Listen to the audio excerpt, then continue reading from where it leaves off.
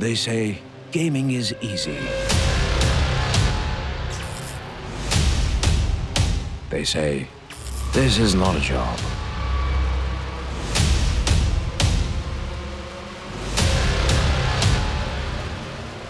They say it's a waste of time. But we kept at it. Got better.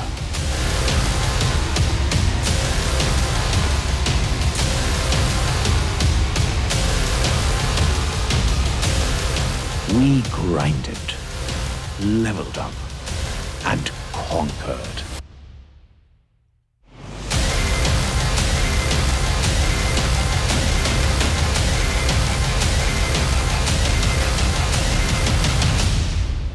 We are gamers. We are the ESL India Premiership, powered by Omen by HP.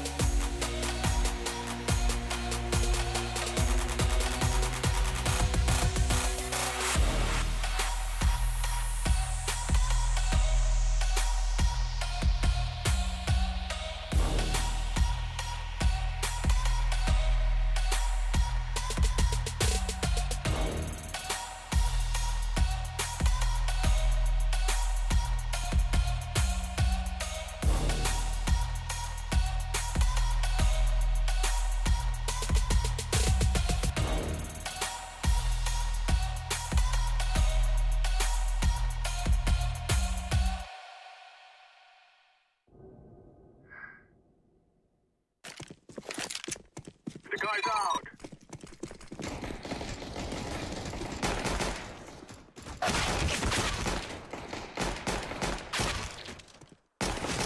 Decoy. That was beast.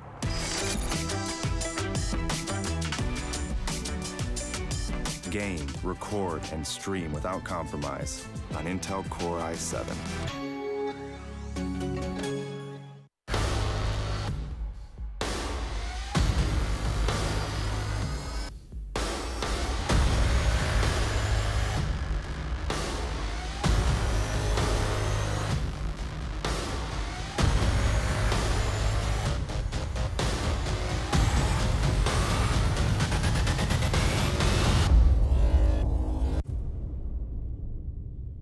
The ESL India Premiership 2018 has 3 seasons: summer, fall, and winter. The summer season takes place from April to June, while the fall season runs from July to September. Finally, the winter season takes place from October to December. Coming to tournament formats, each season is divided into 3 tiers: the professional tier, the Master League; the semi-professional tier, the Challenger Series; the Open tier, the Starter Cups. Moving on to the frequency, every season in the ESL India Premiership 2018 will see 1 Master League, 3 Challenger Series, and 3 Starter Cups. The Masters League now hosts 12 teams and players. Meanwhile, the Challenger Series has 8 contestants and follows a double elimination format. Finally, the Starter Cups are now limited to only 128 participants, so make sure you register for the Premiership now. Once you register for the Starter Cup 1, you'll have to fight your way to the top. At the end of the phase, you will get promoted to the Challenger Series 1. You should try and maintain your position in the Challenger Series 1, 2, and 3. But this is no easy task. At the end of every phase, the bottom 2 contestants are dropped out. They are replaced by the top teams from the Starter Cups. Those who succeed in the Challenger Series are rewarded with promotion to the Master League. The top 4 teams will proceed to play in the next season's Masters League. Meanwhile, the Master League runs uninterrupted until the end of the season. The 12 champions will constantly try to establish their dominance over the others. But at the end of a season, the bottom 4 teams are relegated to the Challenger Series, while the top 4 play at the Land Finale for the top prize. ESL India Premiership 2018 begins in April. The registrations are on, so make sure you sign up now.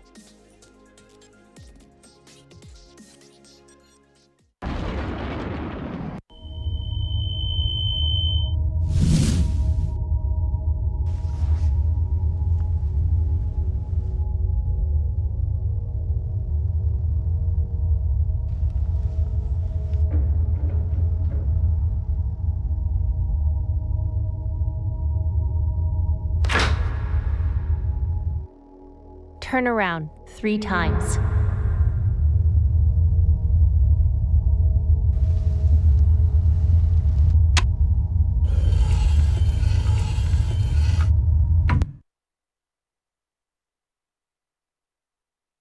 Start shooting.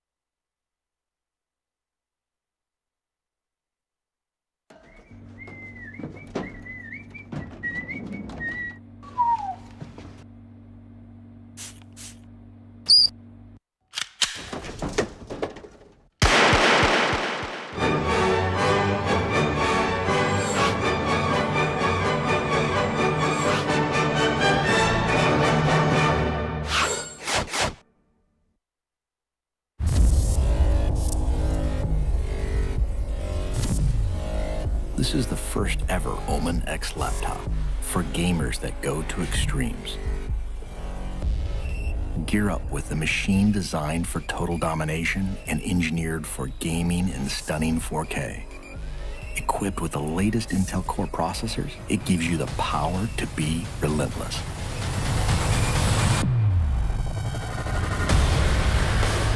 With a 17.3-inch diagonal screen and desktop-class graphics, you get maximum performance to be victorious anywhere.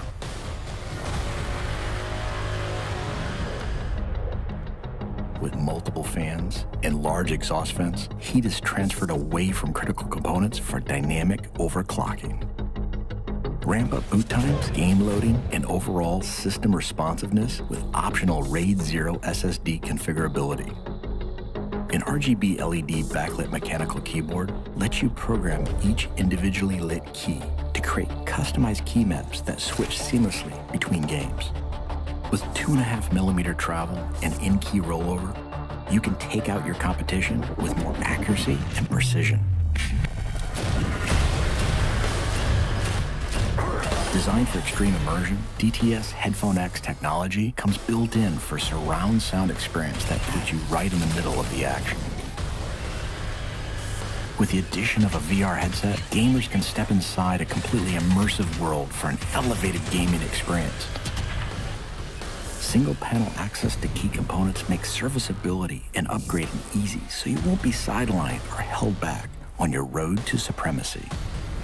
It has a brushed aluminum finish on an armor-like chassis. A jet fighter-like construction with hidden lift hinges ensures you're always at the ready. And with striking lighting effects and see-through window to components, others will know too.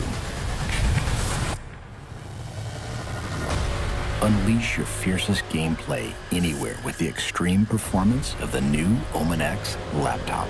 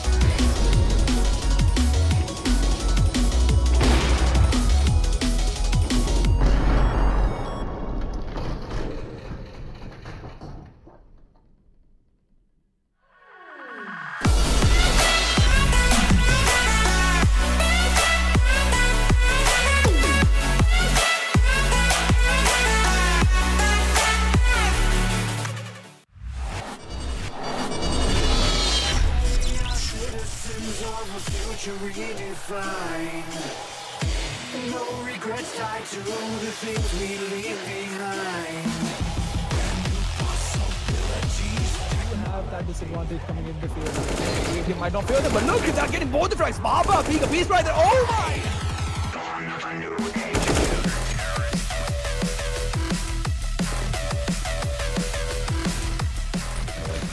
Agree with you. It's going to be a fast peek from Spawn.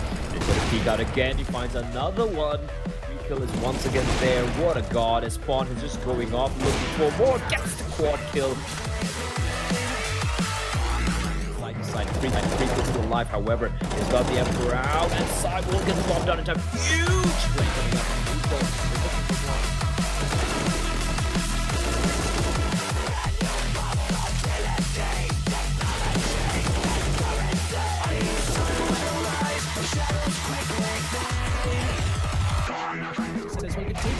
Will get taken down. Trying to go for the second frag as well. He's going to get it. What is even happening? And Buster is going to go down as well. And Manan with the Godseer play coming in.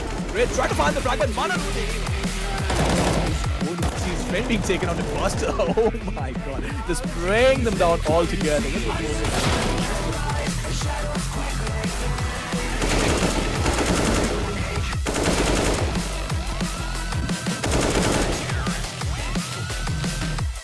It might just prove to be huge, and I like this double setup towards Shelter.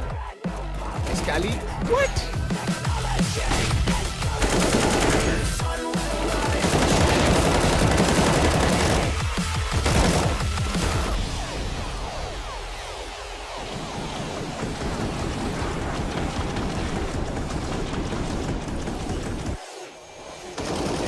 Nice and great Deathmaker, the harbinger of death, destruction, and you get the drift, but Batman has got something to say about it.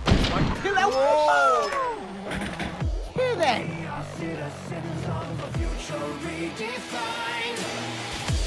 No regrets tied to things we leave behind.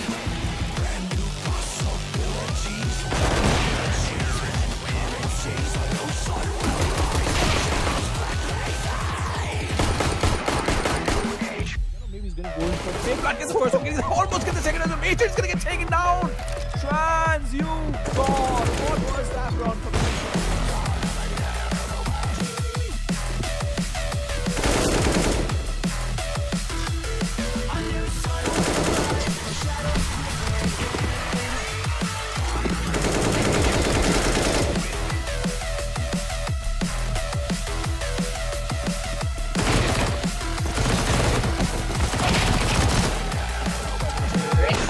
Just farming that cash.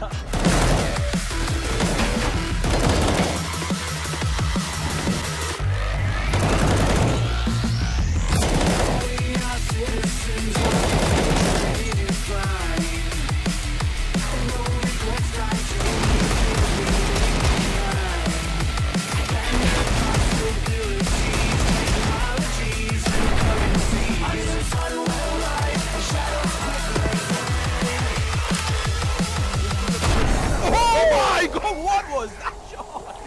Marzel is going to get deleted off.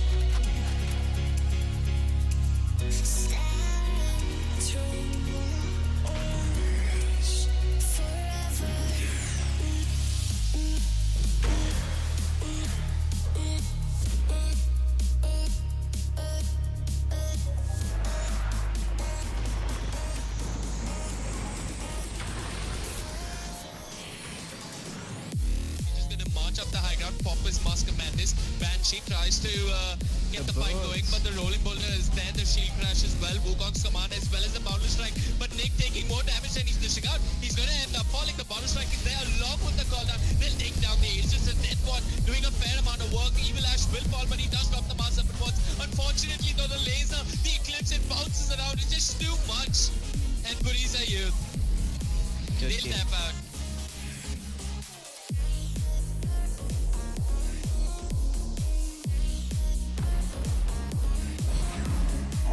Okay, look at this. Blizzard has the Jingu, moves in, finds the Doom. Gets doomed but doesn't care. Moon standing in the static storm will end up falling down. Heist being controlled by the Rolling Thunder. Avada glimpse out of position. The Nightmare won't do much. Rehard TP's in, doesn't do squat either. But Signify, they get all 5 heroes from the side of Flickering Infinity as they move.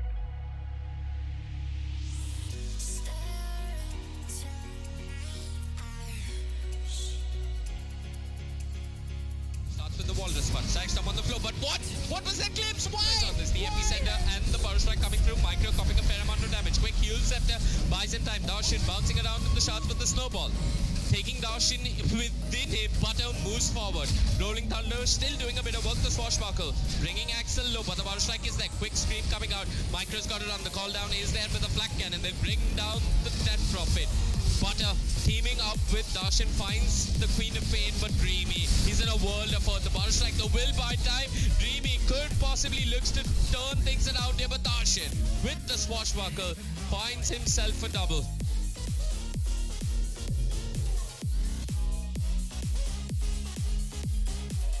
Looking at quick skewer, they've got no chance. No chance has got to be careful, but elsewhere it's Blizzard that ends up falling. The Lifestealer getting a double in, no chance with the rupture upon him. Drops the cast, tries to run the Supernova, stunning a bunch, but where's the follow-up damage? They're trying to deal with the Witch Doctor, no chance. Force stuffed out of there, still dropping really low. Will not end up falling as it's the Bloodseeker falls in there. Swifty. Two-man coil catches the Magnus and the Phoenix without the Supernova is nothing but food. As Blizzard gets himself an ultra kill and Signify.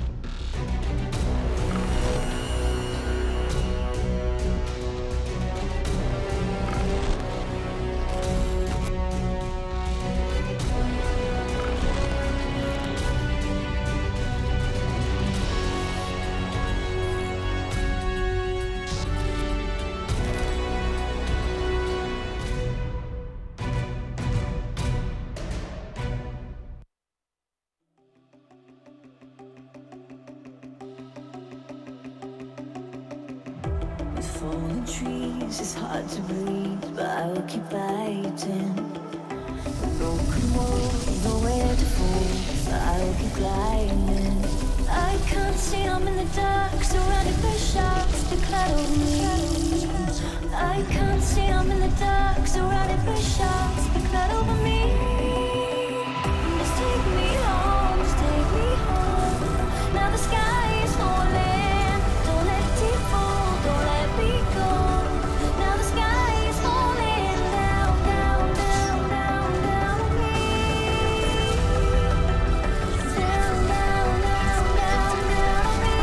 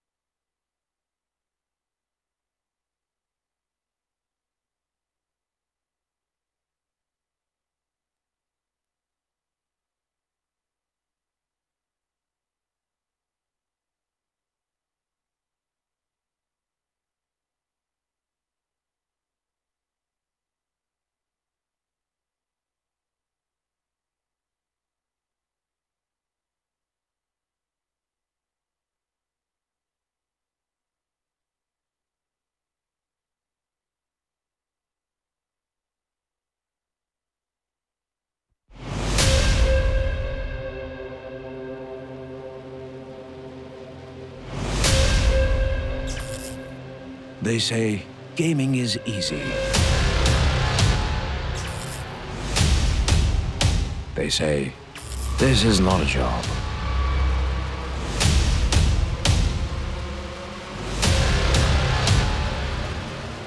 They say it's a waste of time. But we kept at it. Got better.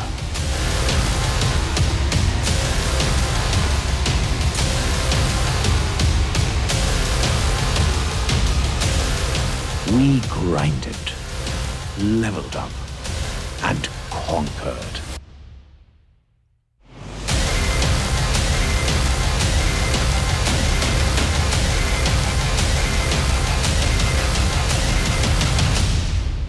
We are gamers. We are the ESL India Premiership, powered by Omen by HP.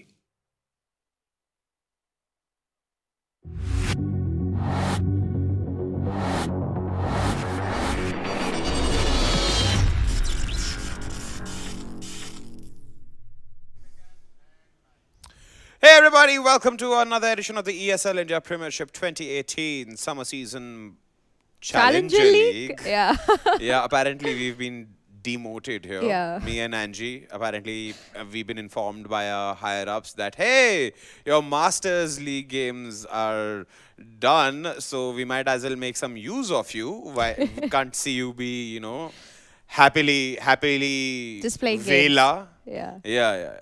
Somebody has to justify, no? So here we are, Challenger League games, ladies and gentlemen. So moving on, for those who are wondering for the Challenger League gamut, who this guy is, my name is Vagish Gotslepan. This vivacious lady is Angela, Zara Angela Gonzalez, my co-host and amazing analyst there. And of course, today we have two games for you, Clash Royale and Dota 2. Let's start off with Clash Royale, and that means let's start off with the introductions. But first, let me remind you, all of this has been brought to you by Omen by HP. Did I say Clash Royale? Yes. Oh, dang it. I'm still After stuck. 55 days, you know, it just becomes like a rhythmic it's not performance. 55 days. It's like I've come to the future where Clash Royale doesn't exist in this format. So I'm like, okay, then what has happened? It's like, it's called the time-space continuum lag. Yeah. So moving on, all this has been brought to you by Omen by HP, HyperX, and Intel, and the lovely folks at Northern Gaming and ESL India, presenting it to you. Basically, the two games, that is Counter-Strike and Dota 2. So let's start off with the first game, Counter-Strike, which essentially means the first team to be introduced would be Darkside.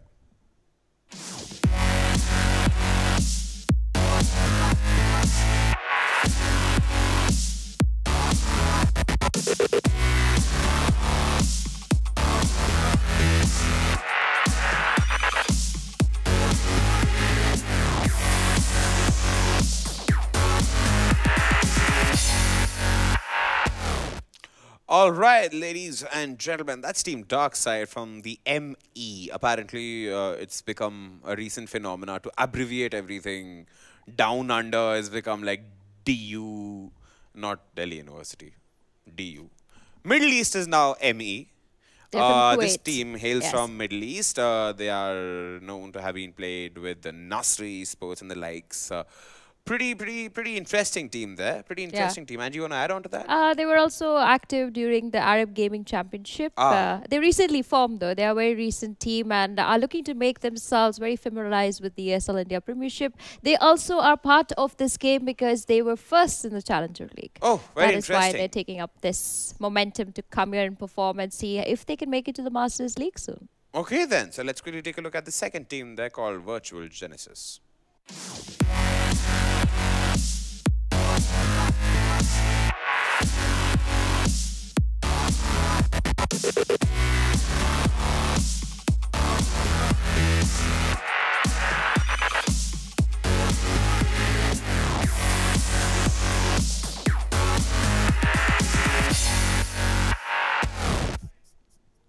All right, ladies and gentlemen, that's VG there. Yeah. Virtual Genesis. Basically, imagine Superman getting resurrected in virtual reality.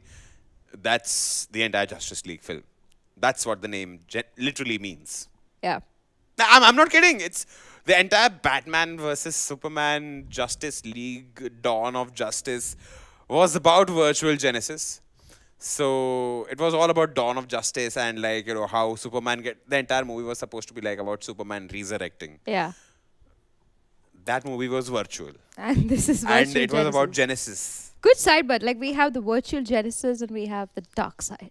Do you see how cool that sounds? Yeah, I'm pretty sure it's the Force which is going to be with the Middle Easterns today. Yeah. Not to pick sides, but I'm a Star Wars fan first before I think about exactly what went wrong with the DC franchise. With the kind of films they're coming out with, I'd rather join forces with the dark side first and pledge my soul over to them. But anyway, talking about Virtual Genesis for you folks, they're a team from Malaysia. They were formed in 2016. Of course, they had a significant roster change in 2017. They're playing here today because they came first in the summer season Starter Cup and are looking to see how far they can take their journey in the ESL India Premiership. This is going to basically be a Kuwait versus Malaysia kind of interesting combination. This is like, can it be? This is like across different... lot of I can't say continents. Yeah. Yeah. Even I was thinking I'm trying to like fix out the territories. geography here. Can I say continents or not? It's intracontinental game. Essentially, it can be looked as like it's not part of the same continent, but actually it is part of the same continent. So what do you think their map choice is going to be? I mean, I think it's going to be the same old Mirage? pick. I think it's going to be Train. I think it's going to be either Train or Cash. I think it's going to be Inferno or Mirage. Wow, nice one. All right, so can I take the veto today? Please do it. All right, so Train and Nuke and Mirage are going to be banned out by Virtual, while Inferno, Dustu and Overpass getting banned there by Darkside. It's going to be Cash. What are your thoughts about this game? Okay then. So now a lot of people will be questioning, how do I know beforehand which map? Yeah, maybe... It's got a lot to do with the fact that I'm Kashmiri. What has that got to do with the map choice? So a lot of my Kashmiri friends who are into Counter-Strike Global Offensive end up either on Trains or Cash. I don't know what it is. It is... Okay. So the so the entire region of Kashmir is much closer to the Middle Eastern section. Of the globe there. So I think the map choices I think are localized on the region you are in the world. So I think when you go down towards more South India or West India, like Sri Lanka types or like Philippines types, you go towards like, you know, Mirage and stuff. You go towards Middle East and Kashmir side, you go to Cash and then Inferno further on. I see how Counter-Strike works. I'm just kidding. I was just faffing there. Yeah. I did not know, nothing like that. But Cash is a good map. It's a great map. It's a 50-50 map when it comes to A, pug-styled aim-based game, and B, strat-heavy game. Depends what mode are either of these teams in. It's totally dependent up to them. And for that point of matter, we should be heading off into game and seeing exactly how that transpires.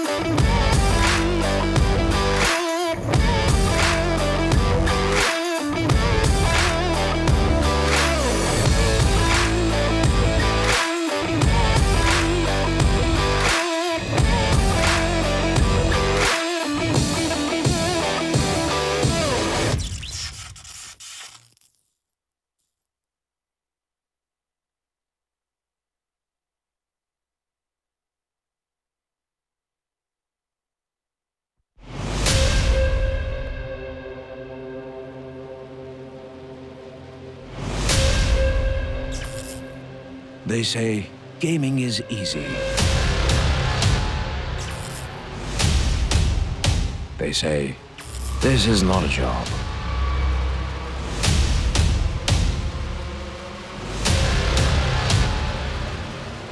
They say it's a waste of time. But we kept at it. Got better.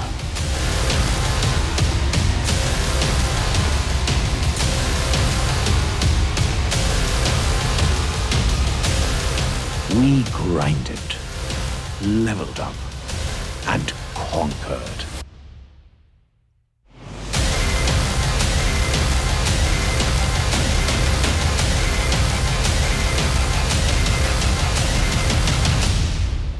We are gamers. We are the ESL India Premiership, powered by Omen by HP.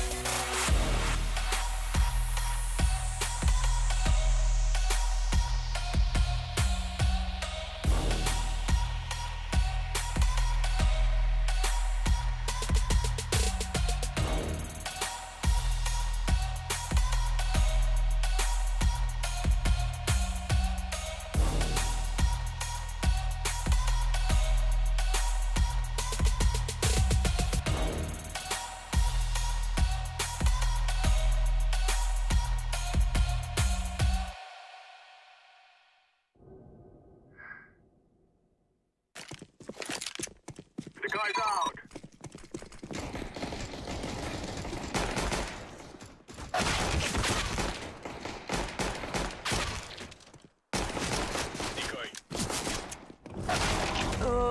That was beast.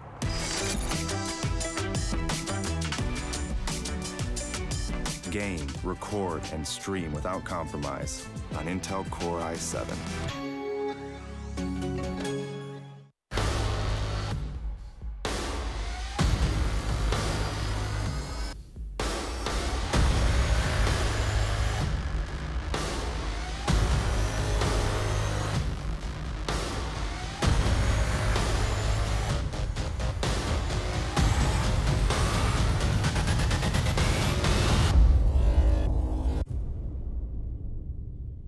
The ESL India Premiership 2018 has 3 seasons: summer, fall, and winter.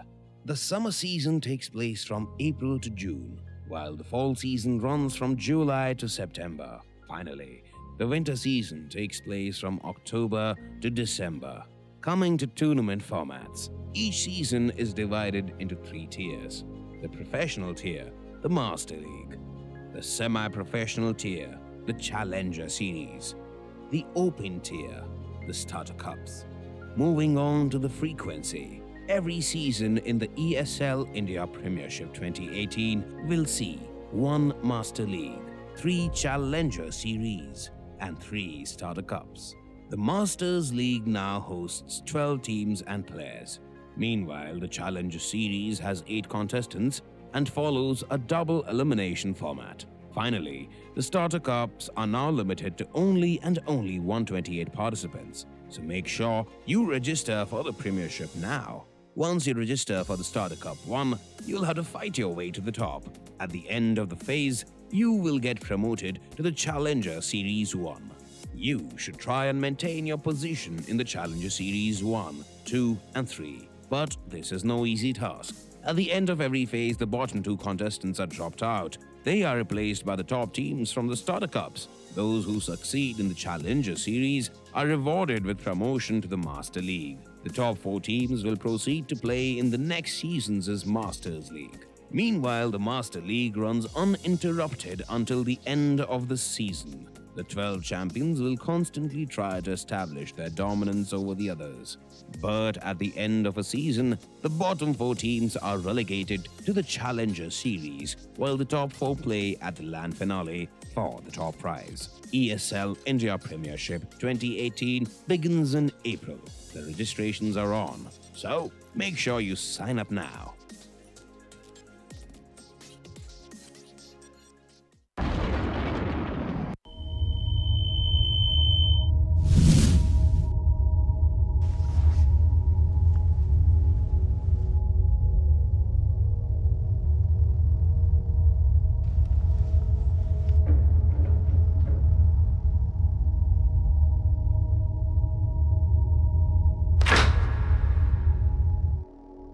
Turn around 3 times.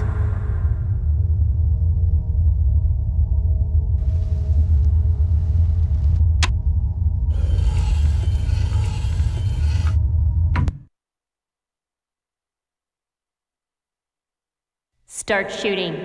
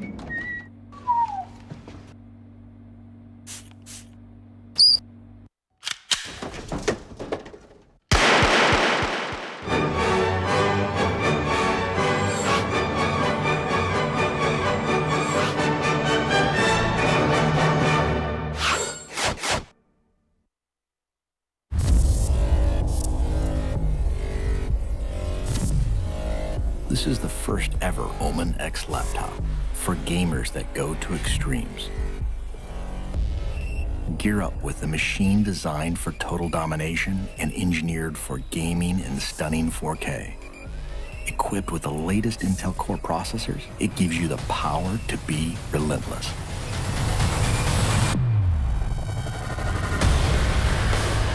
With a 17.3-inch diagonal screen and desktop-class graphics, you get maximum performance to be victorious anywhere.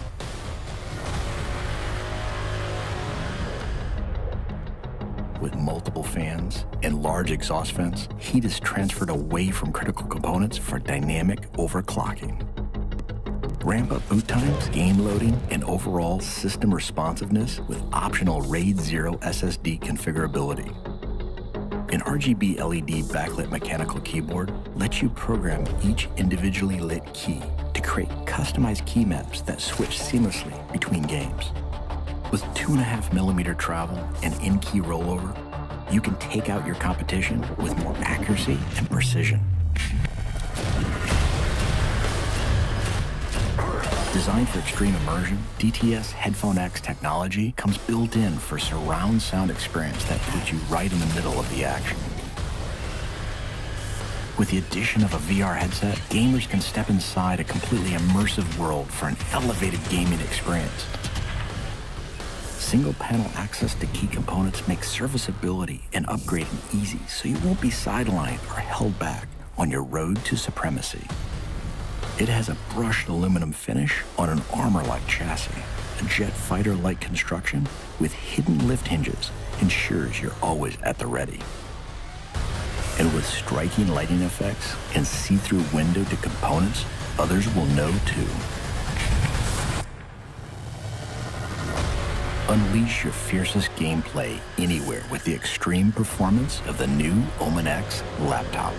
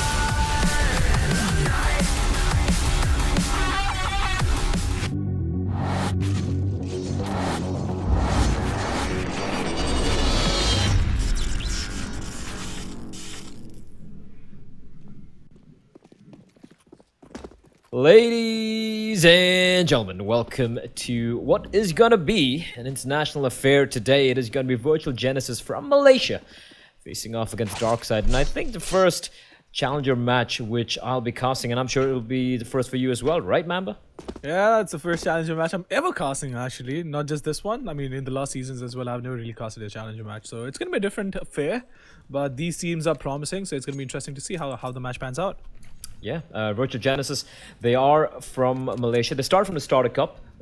They had to actually grind their way from, you know, from the bottom, from the absolute bottom. So they're going to be facing off against a team. I actually know a bit about Virtual Genesis. I know Castle, I know Maddox, El Grando, a few of these guys are kind of like the tier 2, you know, tier 2, tier 3-ish Malaysian you know, level, so to speak. And Darkside, I take the name, and the player drops out. Unfortunately, he should hopefully join back. Don't know much about these guys. They're from Kuwait. You know your riskies, you know your number of players. They keep switching the names. So I don't remember what the names of the other teams are. But to be honest, I don't know any of these players. Well, it's gonna be that's what, right? It's gonna be really surprising. But one thing I'm really surprised about is the fact that everyone on the CD side has about 120, 130 ping. Even though, you know, both the teams are above 100 most of the time. So I think that should not really be that big of an issue. But obviously, if you're used to playing like below 50, it's going to be a pain. Yeah, I mean, considering one team's from Kuwait, that's from the Middle East, and then you have a team from Malaysia that's in Southeast Asia. So I think this is pretty much a best case scenario, to be honest. The fact that the pings are pretty competitive, so to speak, right? So you have like 130 for Darkside, and for Virtual Genesis, that's an average of about 100 ping. Zigmeister being very lucky to have 70 over there. So I think this is pretty much a best case scenario. I've seen games where, for example, Risky used to play against some of the Singaporean teams or from the Chinese teams. It used to be like 300, 250 ping versus 10 or 20. So that's not fair. How do they even manage a 250 ping against 10? Like, do they even try? It's just give up. They win. What? They won. I've seen them pull off some wins, right? So it's I guess how you adapt. When you have, for example, the Mongolians, right? I mean, I've played with some of them. Apart from the Mongols, like there's so many Mongolian players. You find them on, you know, in matchmaking and whatnot on Faceit or So Strong, whatever, Singapore servers. Every one of them has got over 100 ping. They don't bitch about it. They don't complain. They just play. Well, that's true. And I mean, I did read your tweet as well. It actually made it to the subreddit, by the way. So about the Mongolian scene, what do you have to say about that? The Mongolian scene, yeah. So I was speaking to a few people, a couple of guys I know in Mongolia, and they mentioned how, yes, that this is a thing. They're banning internet cafes and gaming cafes, but he also said, like, it is a pretty corrupt place, like most places in Asia. And, you know, most of the main gaming centers or, you know, the internet cafes, they won't really be affected. What they're targeting are the more shadier ones where, you know, gambling takes place and whatnot. It's an issue which has been there in India as well, right? Once upon a time, all these gaming cafes used to have gambling associated with them. So I think it's a crackdown more on them rather than the overall, the entire scene. But yeah, it is a rough situation to be in, especially, you know, when you don't have personal computers, when you have to rely on all these, you know, gaming cafes and whatnot. That's true. That's really harsh as well. But I mean, at least if they're not taking out all the cafes, I think it's still the best case scenario, because, you know, you don't want to be playing without, you don't want to be in a situation where you absolutely have no cafes around you to play with. But nonetheless, it is gonna be the first round going live. We have the last player connecting in, and well, this is gonna be interesting. Everyone on the T side is just going in towards the A side, so it is going to be. Wait, never mind. They are going to boost 2 people up towards mid, and it looks like that mid flank coming in, the usual, you know, bread and butter strat coming from the first round. Yeah, it does. And for those of you wondering what is that rumbling noise in the background, there is a thunderstorm taking place right now in my city. So my noise proofing cannot handle Mother Nature. So you guys might have to deal with some special effects, unintended, but it goes with the game. Here we go, though. It is going to be the A split, but Darkside going for a retake play. They don't have a Molotov. That could be a problem, as it's going to be 3 players pushing into its connected. Chingy does get a kill, but not before RIV going to work, finds 2 frags, and just like that, it is going to be a 1v3. Bomb is planted though, and Kakuja in a rough spot indeed. Well, it's going to be tough to, you know, get out of that situation. He's going to throw her on the corner. Gets the first, going to get the second as well. He's going to get it. Elegance is going to get taken down. 2 headshots, reducing it to 1v1. It's going to be Riv in a 1v1. Can he pull this off? He has a kit to work. He has a Kevlar as well. He's going to get that 1 tap. What a shot, though. He got some really tasty shots from the car as well, and then the last one as well. So I think, you know, these guys, I don't think the ping is going to be an issue, because they are playing really well. And, well, the aim is snappy as it can be, and absolutely on point. Yeah, that was a very nasty pre-fire, so to speak. The thing with Darkside was they went for the retake play towards the A bomb site. Sure, they had a kit in the smoke, but the fact that you don't have a Molotov when you're going to be going for retake is, especially in a pistol round, you know, could be a problem. Virtual Genesis, I like what they did. They threw in 3 clocks towards the truck, and if they had truck control, that would have been almost an impossible retake for Darkside. But Riv, right, R1V or RIV, or however you want to pronounce his name, nasty shots coming out from the man. Pretty much single-handedly ensuring that his team wins what looked like a pretty rough round indeed. Virtual Genesis, though, no, not going to go for any buy. They got the bomb down, right? So it's going to be P250s and 1 solitary deagle.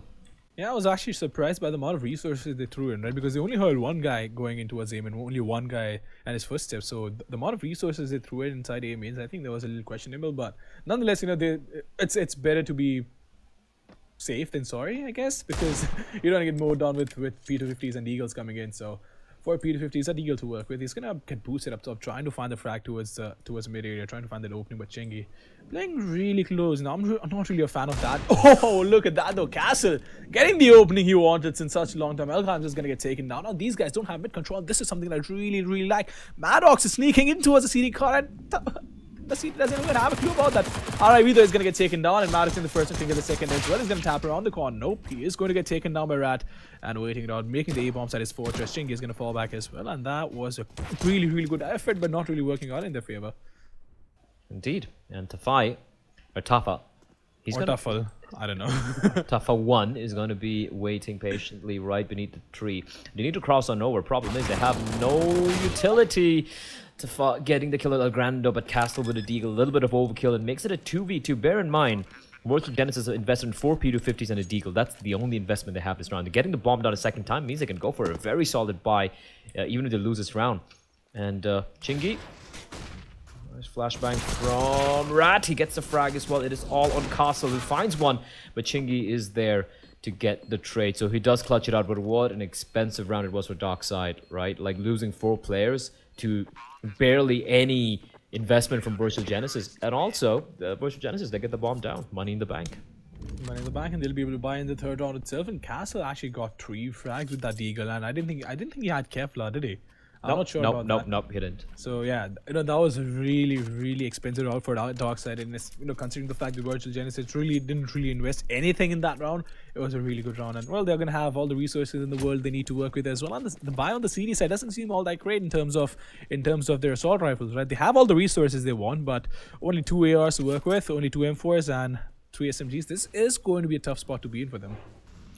It is indeed, but then again, right, I respect the fact that they've gone for the utility buy rather than just going for the M4 buy.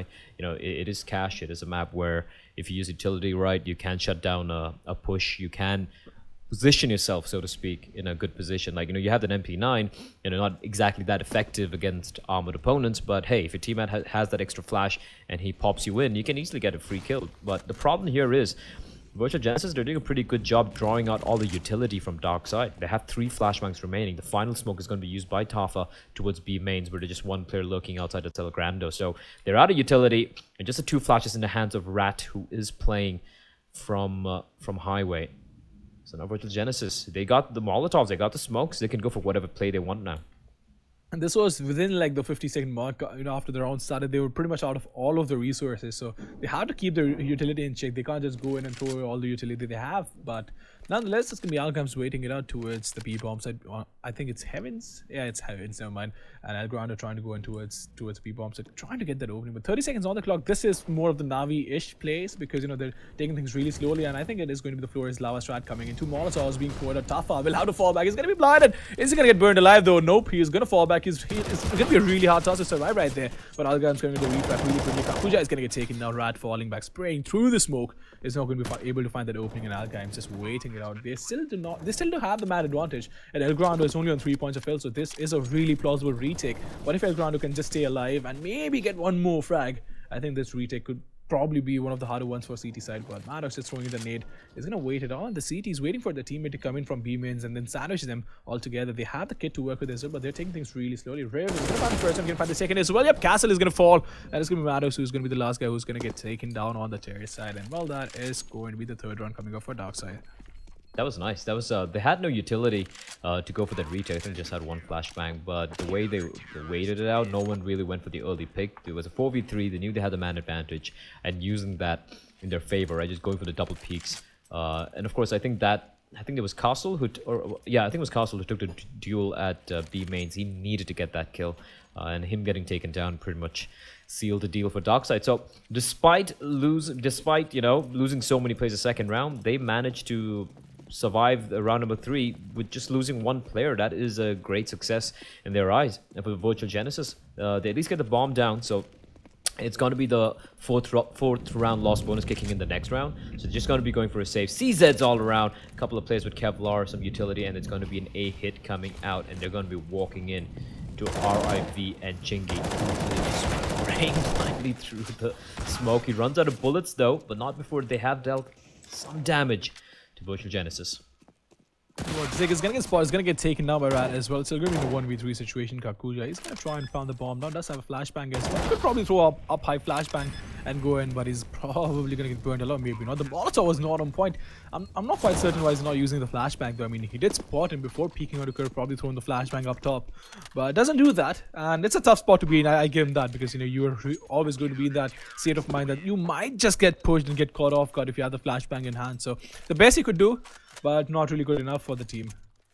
Indeed. And again, for Virtual Genesis, I don't think they really thought they'd be winning that round, but they get the bomb down. They get a couple of kills, so they're doing damage, and they should be happy with the way some of these these 4 spies or eco rounds for them have worked out. Thing is, they need to string rounds together, and doesn't matter how many kills you get or how close the rounds were. If you don't get those rounds, if you don't win those rounds, it's still not going to be an ideal situation. You're Tafa. I'm going to be sticking with that name with the AWP. Misses the flick shot, and he's trapped in the corner. Luckily for him, the flames will not spread, and he will remain in the corner. And he is he's kissing Elgrando in the face. He knows he's there somewhere in the smoke. Elgrando's pretty lost as well. It looks like Tafa will make his escape. That was fun. That was really funny. He's going to fall back to Kakuja, trying to make his way towards highway. He's going to get spotted and will get taken out as well. And Grando with the revenge frag though on the B-bomb side, and the flashbang is going to come out. It's going to be Maddox getting the frag on the Rat, and Chingy is going to go down as well. And the terror side finally getting picks on both sides of the map, and Castle somehow surviving, getting the headshot onto Riv. It is going to be Tafal who's going to be all alone in A1v2. Can he pull this off? It's going to be a really, really hard task. It's going to be a monumental task at his hands. The C4 has not been planted, which is one of the better things for him, I guess. And he's going to go on the backstab, and Grando is going to get taken down. He's going to switch it up, though. He's going to switch it up for the AK-47, and he's going to make his way towards the bomb site to try and retake. But, well, the C4 is still making his way towards A mains, and this is going to be interesting because Safal, I don't think he has been spotted, or has he? Molotov is going to get thrown into a CD car, and it is going to be Castle who's going to be pretty low. He's going to fall back towards A mains, or maybe not. He's going to go to Shroud, and that is what we call the shroud box. So Tafal just making his way. He's going to spot the terrorist right there, and the information is going to get conveyed as well. So this is going to be interesting to see how it actually pans out. He has a Molotov and a flashbang. Going to probably flash him out, and well, he's going to do exactly that. But the Molotov is not going to be good enough, and Zigmeister just speaking out really aggressively, swinging out full-fledgedly, and Tafal is going to fall, and that is going to be the first one coming for Virtual Genesis. Finally, things working out for them, and due to the fact that they got picks on both the sides of the map. Bear in mind, Tafa's on 250 ping, by the way. Oh, that's horrendous. That's rough. That's rough. I don't think he's got the same ISP that his teammates do. But here's the thing: Virtual Genesis, they win the round, and more importantly, because of those eco rounds where they did so much damage on the Darkside, Darkside have nothing in the bank. They have to go for an eco. They have a few Deagles, a couple of CZs. They're not really going to be investing much into this. They're going to be going for the next round. Some aggression coming out. I like this. You're going to be going for an eco, and might as well try and go for a gamble play, right? Might as well try something a little crazy is what I would like to see. And they have pushed in deep towards A mains and Squeaky. In the meantime, Rat doing a bit of damage. He finally overextends a little bit too much, and Zigmeister unfortunately caught out with his pants down, but he somehow manages to recover. So 5v4 damage inflicted on Elgrando and Zigmeister. So RIV can do something here if they don't really check him. Depends on where the bomb's going to be going, but by the looks of it, the C4 might be making its way towards B bomb site, where Tafa finds a frag. Well, he's going to be waiting out towards the bomb side. He still has a deal to work with, has a Kevlar as well, but is in a really tough spot right now. He has to do some sort of damage, but he's going to get taken now finally by El Grando, and the B bomb side is going to be completely open. It is going to be Riv, though, who's going to go in and has nothing to lose except for the CZ and probably the AK-47, which he might want to save, and he's going to get taken now by Zig, who was waiting it out for him below the vents. And that was a pretty easy round, pretty convincing round as well for Virtual Genesis, even though they did lose 2 players and almost a third one. But I think that's still good enough. And the cash on Zigmeister is already really high. He has about $5,000 to work with, 4,000 now. He buys the AK-47 for his teammate. And the only 2 players, actually only 1 player who has money, who hasn't bought up yet. So 2 rounds down, and the CDs have, have lost all their money, because the terrorist side, even though they were losing all of those rounds, they were keeping their economy in check. Indeed. They have gone for a little bit of a gamble, by my opinion. Rat and Tafa going for the dual ops means the utility will be pretty much non-existent on half of these players. A little bit of aggression coming out from Chingy. In the meantime, Rat does get a pick over at mid. Castle will fall. He will crumble. However, Maddox making his way towards his very fast play from him. Is he going to be expecting the player hiding at the back is a question. This is the first time anyone from Darkside have played this angle. Algan or Alganims, I guess. I'm not sure how to pronounce his name. Is still being very patient. Hasn't showed himself, and he could be the point man here. Flash will pop.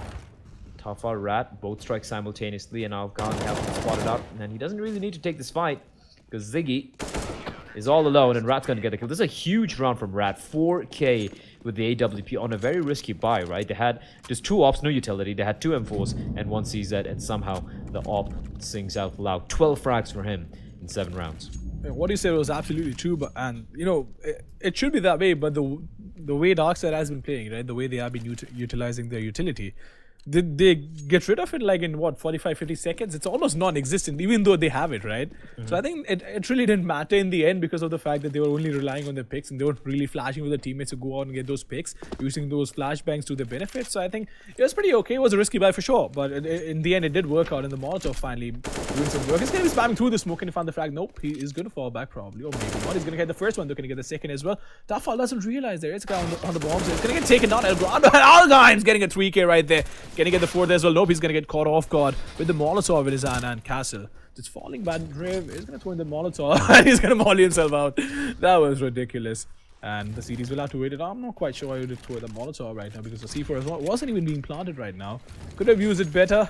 And El Grando is going to fall back, try and watch the vents for the backstab. And the C4 is on the B bomb side, so they could probably plant it out now. And this is exactly what I was talking about. The utility from CDs has been really awful. But in the meantime, Riv is going to find the frag onto El Grando. It is going to be captured in 1v3. Can he pull this off? The Molotov is going to be coming in, and he's going to get splashed out. But Rat getting the wall bang through the box, and well, that is going to be the 6th round coming in for the CD side. Yeah, again, Virtual Genesis, eco round, get the bomb done. They've been getting the bomb done every single time, even if it's an eco. But again, Darkside, great retake, 3v2, made it work. They didn't lose a single player there, so they need to do this, right? It's still early days, 6-2, but they need to start building up a semblance of an economy, because if they lose this round, for example, right now, they're going to be broke again. They'll have to go for an eco, right? And that's going to allow Virgin Genesis to get maybe 2 more rounds. So they need to start stringing rounds together, at least 3 to 4 rounds, without losing that many players. Once they have that going for them, that's when they can feel a little bit more, safe, so to speak, as Chingy is going to be going for an aggressive peek. Perfect flashbang, catches Zigmeister dabbing. So El Grando will be found by Tafa as well. So Darkside starting to come alive here. These ops have been quite solid indeed. They haven't lost a single one of these ops ever since they went for the dual op buy a couple of rounds back. And Maddox has spotted out. Rat looking to take the fight. Tosses in a nade, which will take a chunk out of, I think it was Maddox and Kakuja. Just like that, with 1 minute and 10 seconds on the clock, just 3 players remaining. Yeah, again, they do have 2 picks, but the amount of resources they have left is almost non-existent again. And well, the picks are coming in, and what a shot by Rat. That was a really good flick, and well, Well, nonetheless, they're going to get the 7th round. So the double op setup is working out really nicely for them on the CD side and Darkside. I mean, they are sitting comfortably on 7 rounds, right? Because it's a really balanced map. And on the CD side, if you have a really good start, like 10 rounds or maybe 8 as well, I think that's a fairly decent start to start off with, especially when you're on the CD side. Because on the T side, I personally find the T side a little easier to play rather than the CD side on cash. True. I mean, as a T side, you have so much more control, which you can exert more easily, right? Just to give an example, A mains is easier to take as a terrorist rather than on the CD side. If on the CD side, you need that pop flash, you need that smoke, you need a teammate to flash in for you and make your way. On the T side, you can even go for a late take, you can go for an early take. It's overall easier to get map control on this map and have more map control as a terrorist than on the CT. So I completely agree with you. But then again, Genesis aren't really doing that much. They're getting picked apart one by one when they're going for these plays.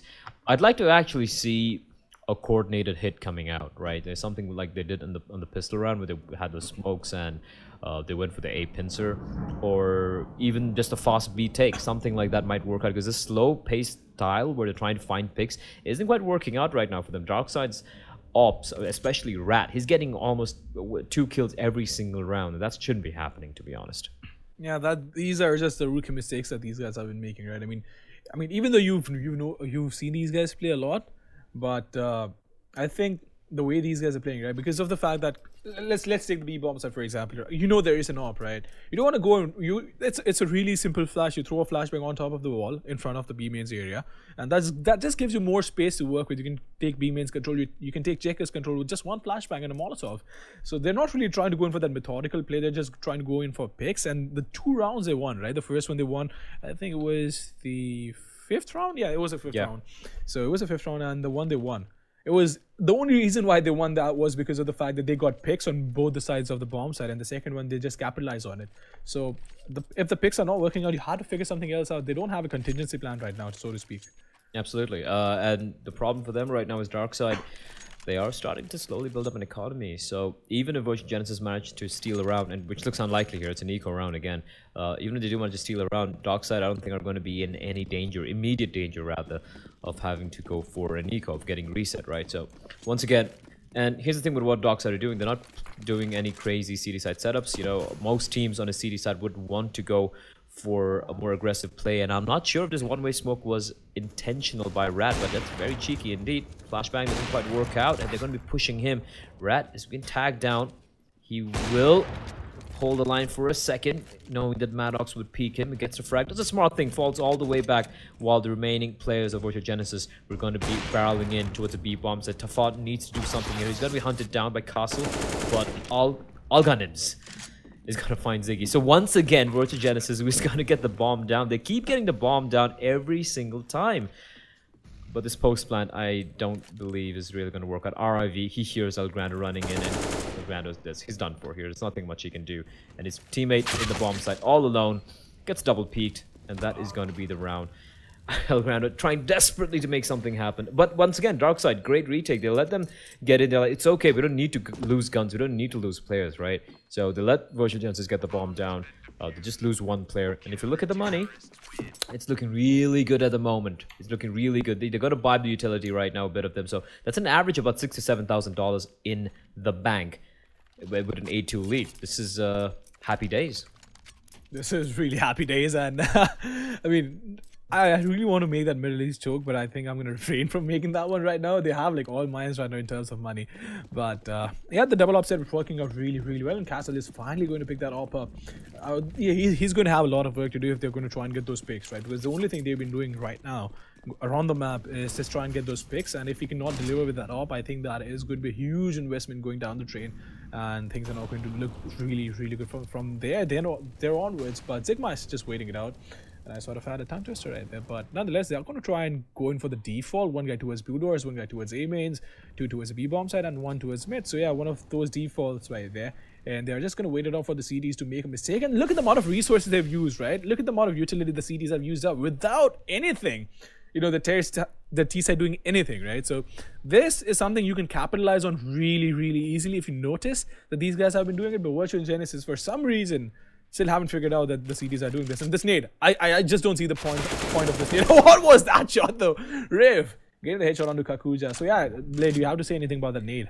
No, I mean, I get it. I completely agree with you. I think you kind of hit the nail on the head there. The fact that Darkside are overusing the utility, they're too panicky. So 43 seconds on the clock and they have nothing remaining. Tafa with the Molotov is the only player. Chingy has given up his position and somehow he manages to make his escape because the rotation had taken place. El Grando, he gets a frag onto Alganims at mid.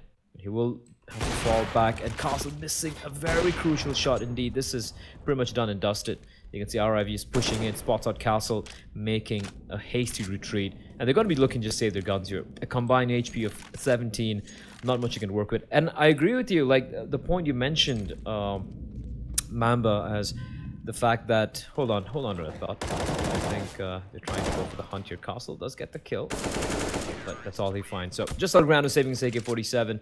I think Virtual Genesis, the money just got wrecked. Castle died after the time ran out. He's got $100 and nothing else, but I think they're still going to go for the buy. But touching upon the point you mentioned, Mamba, is the fact that, yeah, Virtual Genesis, they know that Darkside are using up all the utility, and yet they still just go for dry peaks. I mean, you have the utility to use. You can use as Molotovs, those smokes as flashbangs to flush out the players, to not have to walk into a site completely, dry, especially when you know, Rat and RIV and at least these two players are hitting all the shots right now, right? So that's a huge misplay, I feel, from Virtual Genesis. And now we see a fast play coming out as Ziggy. That spray goes wild.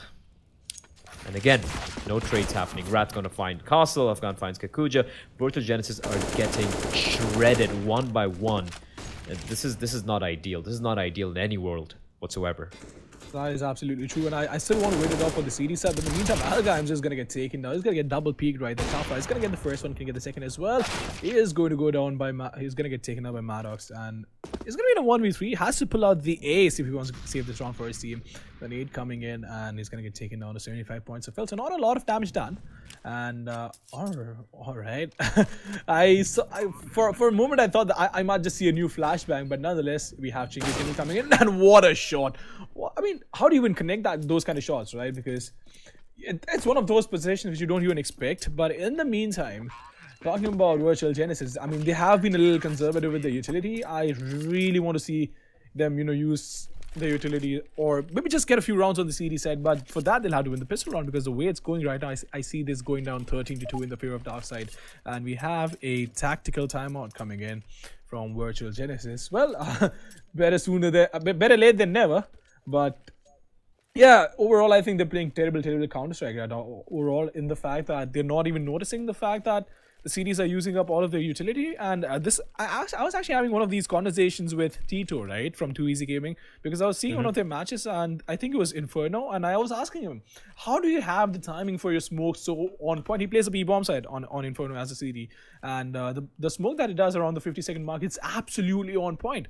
And I was asking him, how do you have the timing so perfect all the time? And he's like, I sit there on the bomb side in the first 30-40 seconds. I count the number of utility they've used. I hear the number of footsteps and figure out how many people are there, and then just throw in my smoke. So I know for a fact that they might have like 3 or 4 flashes remaining, and that is something that's really brilliant, especially considering the fact that you're the IGL for the team. You're trying to frag out as well, and then you're doing this on a personal basis on your bomb side. So this is the difference that is there between challenger teams and master teams, if you want to compare them that way.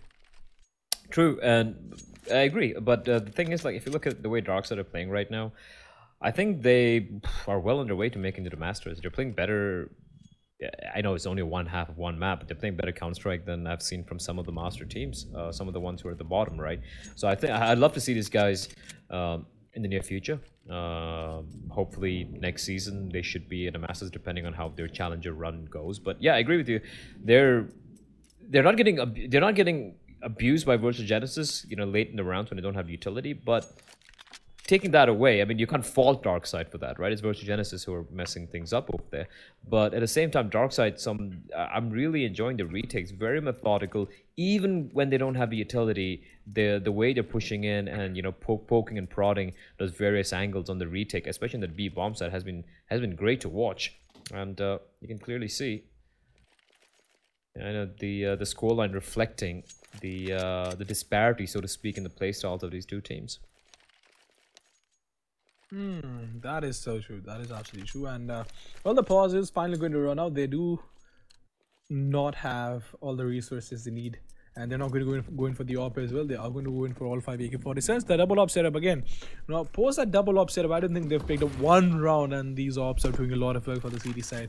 And Nefarious is doing the same thing over and over again, even though sometimes he does get taken down. So it's a really static setup that the CDs are playing right now. I mean, they're not really changing things up, except for the fact that we have a guy inside Wentz early on this time around, but Rat being a little too aggressive right there. He's really confident that the T's might not push in. And I think the one-way smoke that we talked about, I think that's intentional because we're seeing that every single round, right? So I think that has to be intentional. And he's going to get the first one, going to get the second as well. No, he's going to fall back and he's going to get taken down by El Grando. And it is going to reduce things to a 4v4 situation, but Riv getting the free time. He's going to get the second as well. Nope, it's actually going to be Chingy who's going to find the headshot. And Kakuja and El Grando and the Terrorist just being absolutely dominated right now. It is being taken down one by one all over the map. And they have absolutely no chance on the Terrorist side right now. Yeah, one thing which I noticed what they did there was Darkside, the way they're using the utility early on, it's the fact that they're not using it, they're not expending it unnecessarily. You'll see this from many Indian teams where they just sit in the site and just like toss in their Molotovs, their incendiaries rather, or their smokes and flashbangs or nades. What Darkside are doing are they're using this utility early on, using a lot of it true, but they're using it to get a lot of map control. Look at Algan. There's a second round in a row that he just pushed up. He just pushed up, used up the Molotov as well, make himself feel comfortable in the events area. So minute and 35 on the clock. Yes, he's used up almost all his utility, but look at his positioning. This is great positioning for him, right? And you have Rat who's missing absolutely nothing, and then you have two CTs pushing out towards Squeaky, you know, aggressing out, catching them off guard. They're not feeling Virtual Genesis feel comfortable at any point whatsoever. It's Tafa. He finds a frag. He's getting hunted down by Maddox, but Afghan, he knows this. He's gonna take the fight, get the spray. In the meantime, the bomb has been dropped in the middle as well. So this round's again pretty much done, and Dustin El Grado is going to fall to RIV, and Castle 10 HP, the 1v5 dream. On 10 points of health with Deagle without Kevlar in this spot, I'm gonna shave my head and, you know, I don't even know, paint my nails purple if you can actually pull this off, but that is not gonna happen. This is gonna be like, this is just one of those things which we can just talk about and it will really never happen. But nonetheless, that is gonna be the 12th round coming up for the series. In the meantime, Castle will just try and do some sort of economic damage on the CD side, but well, he's gonna get spotted. He's gonna try and find the second one as well. The Oppa being taken down is about to get backstabbed right there. Algan's gonna come around the corner. He's gonna get taken down. What is even happening? And the boost coming in, Riv is probably going to finish things off, and that is exactly what is going to happen. So the 12th round coming for the CD side. Virtual Genesis, this is not really working out for them, and Zekmeister this time around though is going to go in for the op, and Maddox, are they going to go in for the double op setup? I think he's contemplating it right now, but nope, he's not going to do that because that would not make sense, especially in this situation. And it's the last round, so they're going to go all out with all the utility they have and the CDs. I think Tafal has not died since, or maybe he has, I don't know, I'm not quite sure, because every single time I see his op, right, it's a little grayed out, so I'm not sure if he died or not post the 7th or the 8th round. But nonetheless, the smoke is going to be coming in. He's going to miss out on the shot due to the flashbang, and the Terror side trying to take B control this time around. No one inside aiming, no one inside blue doors. One of the guys being boosted up top mid. So it is going to be the B hit coming in from the Terror side, but you know, they're really spread out. I mean, there's no refrag prospect coming in, and with the utility they've thrown as well, right? They're not capitalizing on it right now. Yeah, and again, a half-assed attempt to try and make something happen at the B bomb site, and then look at Afghan and Rat. He was all the way over at mid, but they took so much time that it telegraphed what was happening over at B. He made his way towards heaven. He got the kill. In the meantime, Afghan is going to win this duel against Maddox. No, Castle is going to get the frag, but again, Rat is there. This guy is missing absolutely nothing. 22 frags for the man. I'm just going to stick with his POV for the time being. Bomb is dropped outside of B mains. Castle needs to get this frag. Tafa was not gonna miss though, and nothing is working out. Ziggy versus Rat, and Rat has his crosshair trained. Again, falling back. Rat not giving him the chance to make it into 1v1, and I appreciate that. Although he's gonna be, yeah, he's gonna be playing a bit more passive angle. 30 seconds on the clock. Everything's on Zigmeister here. He's got to pick up the bomb, which he will. 23 seconds. He knows where one player is. He doesn't know where both of them are, and I like how. Oh, they might have overthought things a little bit too much here. And that's okay. I mean, you know, just wait it out for the plant. I'm going for the retake together. Chingy, oh my god, that was so cheeky. That was so cheeky. And well, Rad is going to get taken out. Can you find the second one? Nope, that is not going to happen. And Chingy just, you know, coming around the corner and falling back, not letting him plant the bomb down. And knew that he just had to waste a few more seconds and the round would be done and dusted with.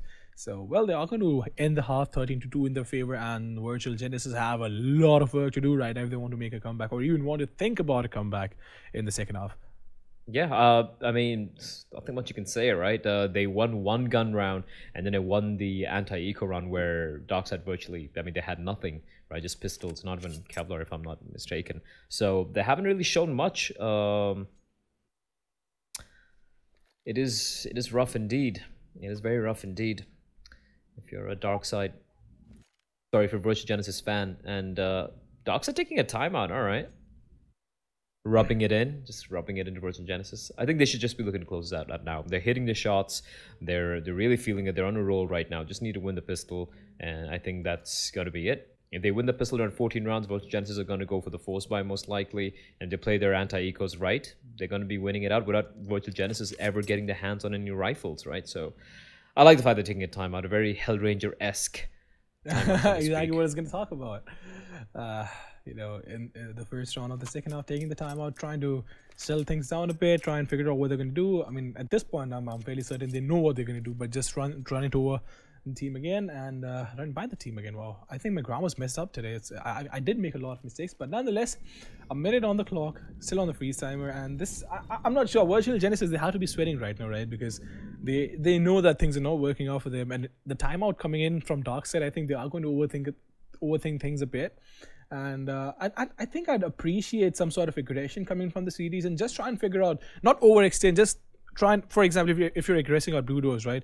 Don't push out till mid, don't push out till A mains, to the fact, till the point that you're visible from boost or from mid, right? Just push in and see if there's anyone pushing. If they're not, just fall back, try and play passive, and then try and get some sort of aggression going towards the B-bomb. So Zigmaster does have a Molotov and a flashbang, but no one on the team has a kit, so that is a different thing altogether. But I think the kit is not really that big of an issue because, you know, you do have a flashbang and a Molotov, so I think that should make it up for the lack of the defuse kit. I mean, you'd be able to go in for a faster retake with that. But on the third side, a smoke, molly, and decoys are pretty standard. You know, some people actually have OCD. I mean, they don't want $150. You know, if back in the days when Aldi used to play, he would always buy decoys. Like I just can't look at I just can't look at $150 in my bank. So you'd rather spend it out, right? Yeah. I like, yeah, that's a nasty habit of mine as well. I just keep buying a decoy, and then later in the next round when I want to buy an AK-47, I'll be short by $50. No, for me, it's not even about buying an AK-47. For me, it's about having the head armor, right? What if I'm short by $50 while buying a head armor? True. I mean, that's obviously the first thing you buy. You always buy the Kevlar and head armor, and then you buy whatever, you know, gun you can afford with that, right? But anyway, we will be resuming with the second half. Darkside with a massive lead, a mammoth lead over Virtual Genesis, and we can see some aggression coming out from Virtual Genesis. They are taking the fight to Darkside. Rat's gonna fall, and that should be the tell. That should be the tell for the T's to go for a play towards the A bomb side, where it is going to be a retake play. Ziggy with the Molotov. The bomb will get planted though, yeah. It does do quite a bit of damage to Chingy, but now it's a 5v4 and they need to make haste because they have no kit. The utilities, it hasn't been on, but nonetheless, top 5 is going to get taken down by Algrando, and they're just swarming it on the bomb side. It's going to be Chingy getting the first one. Can he get the second as well? He's actually going to get taken down, and Algan's coming around the corner getting the first one. Can he get the second? He's going to be in a 1v3. We'll go around the corner. The bomb is going to get defused though, and he's just going to be spamming with this Glock, trying to find those frags, and he's going to find everyone. What was that round though? What was that? I just don't understand it. Algan was like, all right, if I'm going to lose this round, I'm going to kill each and every one of you mother lovers. So he kills everyone, and wow, that was a slaughter. But that being said, Virtual Genesis, they win a round which was imperative for them to win if they needed to mount this comeback. And I like what they did, right? And they knew they were under a lot of pressure, and knowing that fact, they actually played very aggressively. You know, they just threw the numbers at them. A nice flashbang. The Maddox is going to get taken down, but Kalkuja drops down out in the open, and he's going to fall. I think that was a massive misplay from him. El Grando finds a frag, and Algan It's a great fake, mind you, because a bomb has been planted over at the A bomb site, and that's more money in the bank. And Rat is just going to push up to the truck where he can do more damage at P50 at close range. And considering the shots has been hitting the entire CD side, I wouldn't be surprised if at least got one frag before he gets taken down. Nope, he just gets a dink in. And that is going to be round number 2 for Virgin Genesis. But for Darkside, 2 kills and a bomb plant from nothing, I'll take it. I won't lie, to be honest. I had the radar, I had X-ray, and I still missed out on the fact that the bomb made its way towards the A bomb side because there was so much going on the B bomb side, and that was a really good fake being sold out by the Cherry side and Darkside. I mean, they are. Look at the amount of money they have, $5,000 in the 3rd round. That is ridiculous. That is disgusting, right? I mean, that's what happens. You get the bomb down 2 rounds in a row, and also, if you, I think it was Alfgan who got, who had those. I think he got a 4K on the pistol round despite losing it, and because of that, it allows him to go for an op buy, and also have Kevlar and a helmet. So that's pretty much a perfect buy for the T's. What's surprising is the fact that he is not dropping the op for Rat, because Rat was hitting some nutty shots, right? But then again, Alkan could probably do some damage on the T side. Still early days in the second half. He's been boosted up. It's going to be passive hold coming out from the T's. You know, spread thin. Tafa waiting towards Sunroom. They have RIV waiting towards the B connector area. And again, the opening kill. Rat is... There's no stopping this man. He's just getting kills wherever he wants at will. That's true, and that is true, and he has really good awareness as well. And it could also be one of the factors, you know, touching on the point you mentioned, right? The AWP being with Alkans would probably be the fact that he feels a little more comfortable while AWPing aggressively on the terror side. But that's just me, right? Because it could be one of those things. But in the meantime, they do have the man advantage. They are not going to overextend. They are still going to wait it out for the CTs to make a mistake. Playing with the brains right now, playing with the mind. And the CTs are falling for it. There's only one guy towards A bomb side, and the C4 has still been dropped. They still haven't really done a lot of damage to... You know, they still haven't really made a move to any of those bomb sides. And Alcams is going to... How does he connect that shot? El Grando is going to be tilting in his chair right now, and Zigmeister is just waiting it out towards A bomb side. It's a double peek though, on point, and Chingy is going to find the refrag when Zig gets a fag onto Rat, and it's going to be Kakuja coming, trying to find the flag. Maddox is going to avoid that flashbang. He's going to go around the corner. He's going to be all alone in a 1v4, and this was almost a flawless run coming in, but Maddox is going to find the flag on the riff. Can he pull this off though? 46 points of health to work with. The AWP on Alcams is going to fall back. He's going to get taken down to 20 points of health, and well, that was a pretty easy round, I'd say, from Darkside. And it was a pretty good round as well, because they did get the first pick, and they still did not overextend. Now this just goes on to show the amount of composure they have. You know, we could see that in the retakes as well, on the takes as well. And this, you know, right now Darkside is just outplaying, outsmarting. I think it's overall it's a more balanced and a more better team than Virtual Genesis. Absolutely. Just looking at this map right now, it looks like overall Darkside are ticking more checkboxes on, you know, how to be a better Counter-Strike team than Virtual Genesis are. I mean, I don't want to be too rough on Virtual Genesis, but Darkside are playing with a higher ping. They are playing, you know, the CT side was really solid, right? Even though they lost a couple of rounds, it never faltered. Their retakes are on point. The retakes are very good. And now this T side, like I said, they lost to anti-ecos, but they still... you know, they got the bomb down. They were looking really good. It never looked like... And that previous round, like you mentioned, they won all their duels. I'm sorry, I'm forgetting how to English. And they were also not overextending. Some basic, fundamentally strong Counter-Strike. That's what you want to see, right? And to try to be a little topical, like you see AGO or AGO, who are playing right now at Star Ladder, they're not a team of superstars. You have so many other teams better than them when it comes to just their star player potential. But just playing fundamentally solid Counter-Strike will always net you results, and that's something which I'm seeing right now from Darkside. Meantime, El Grando is being very cheeky. I think one of the better examples for that, right? But El Grando is going to get taken down. No. So, well, it is going to be Maddox all alone in a 1v4 again. And he's going to get spotted, trying to find the tap. He's going to get the headshot on the Tafa. And he's going to go into his A-bombs. So the C4, though, is on the other side of the map. But yeah, talking about fundamental Counter-Strike, right? This is what took us all aback, I'd say, in the last fall season at Hyderabad when Too Easy showed up, and absolutely, you know, they gave a really strong fight to Entity Gaming as well, and these guys were the favorites to win the fall season last year, and they were just playing fundamental Counter-Strike, and these guys were no-namers coming in from the Indian Counter-Strike circuit. But nonetheless, you know, the fundamental Counter-Strike always works out, And in the meantime, Darkside is going to make their way towards the match and the map point. And yeah, I think both of us are running out of English today. Well, we are kind of running out of superlatives, whatever, however you pronounce it. It's not my main language, so I really don't care. Birth of Genesis are in a very rough spot. 15-4. They are trailing by 11 rounds. It's 11 map and match points for Darkside. And they have 4 pistols and a scout and a prayer on their lips to whichever DT they pray to, that some miracle goes their way, because right now nothing, and I mean nothing, is going their way. Look at the pace from RIV. This was absolutely ridiculous. Now, I mean, there's a guy up top towards Ivan Castle, has absolutely no idea about it. No one on the skiddy side knows about it. And Rat opening the door at the most perfect time possible. He's going to go around the corner. Rat, actually, Rim is going to find the opening. Zig is going to get taken down. El Grando, though, on the other hand, is going to go. Is actually going to find the flag. And he's going to pick up the AK for his hand. But well, it's not going to work out. Castle is going to go down. Kakuja is going to go down as well. It's going to be El Grando and Maddox. Well, Maddox falls to all games. And it's going to be El Grando all alone in a 1v4 now. This is going to be a monumental task. I mean, he will have all the pressure in the world on his shoulders right now, being on the match point. But, well, Algams is going to get taken on. The Molotov is going to get thrown on as well. He's going to spot the second chair. He's going to get the flag, though. The smoke coming in. He's going to push through the smoke. We'll get spotted. We'll get taken down as well. And Darkside finishing things off 16-14 in their favor with the rounds.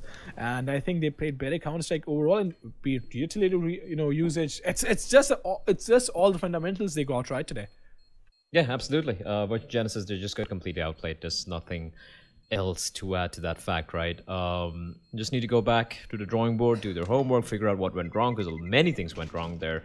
And for Darkside, credit where it's due, man. They had higher ping. They even had a player with a 240 ping, but they were playing some fundamentally solid Counter-Strike. I like to see them test it further. I like to see them make it to the Masters and play against some of the, the top Indian teams in codes, like, your Invictus and your Entity and your Brutality and whatnot, because this could be very much the case of another riskier / another Nasser esports playing in the ESL India Premiership, which could throw a spanner in the works, so to speak.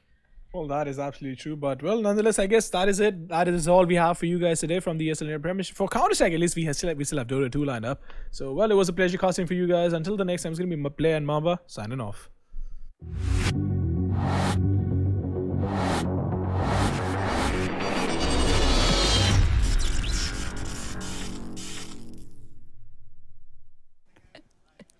All right, ladies and gentlemen, welcome back to the studio segment of the ESL India Premiership 2018 Summer Season Challenger League going on here. Surprise variety. Yes. Woohoo! Woohoo! Woohoo! Now, if you're wondering what I'm holding, prescribed medication, which I can't show for brand purposes, because they're the sponsor. These are owned by HP, HyperX, Intel, and the lovely peeps in gaming and ESL presenting. I can't show you the logo, but it was a right game. Trust me. Trust me. If it came to the fact that between Dark Virtual Genesis, who had it was clearly a block. Trust me, once when you're on a score line called 15-4 and you have 11 rounds ahead of you, either you pull off a brutality or you just say maybe some other day. It was neither. It was decimation at the hands of Darkside, and I would say, come with me and join the dark side of the Force. Luke. No, I'm just trying to do Darth Vader there. But it was a dark side day. As you guys saw, we'll take a quick break here. On the other side, Dota 2.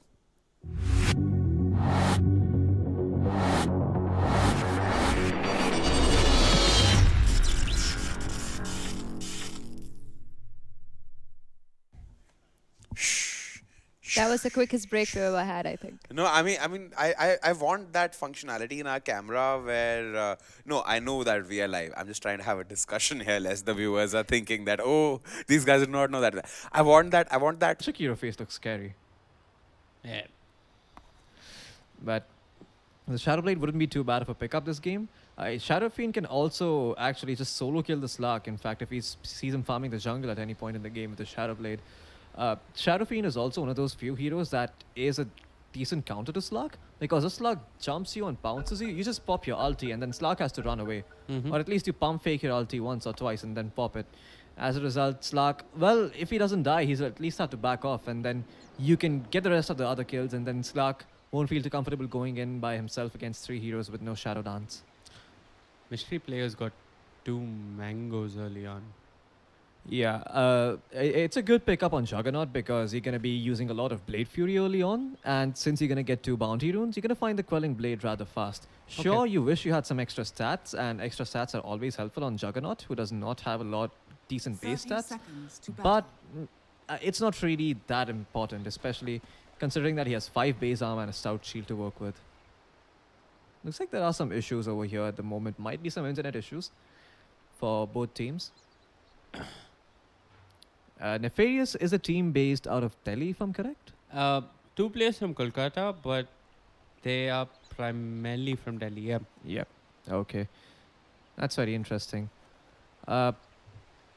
80, like I said earlier, I mean, if they win the early game, they're going to have an easier time, but they need to be careful not to throw away the lead because they're playing against a Slark and a Queen of Pain, and they just punish overextending, and they just punish leads so hard. Like when you overextend and when you just dive tier 2 towers, those are the 2 heroes you never want to give those kills to because they can get big and they can do so much with the farm. Yeah, I think what's also worth pointing out is the offlane coming out from 80. It's going to be a dual lane. It's going to be the Dark Below and the Tusk. They're not going to be able to apply too much pressure on the Slark. Language. Yeah, so they're not going to be able to apply too much pressure on the Slark. The Sand King can just Burrow Strike over the shards. At best, they hope to find the Jakiro and apply pressure on him. But yeah, I think 80 is probably going to look to draw even in their offlane. Just find levels on Zeus as much as possible and get him moving across the map early on. Both teams, they've got this ward down main. I'm assuming one team saw the other. So yeah, so the Radiant 80, they've seen the dire ward.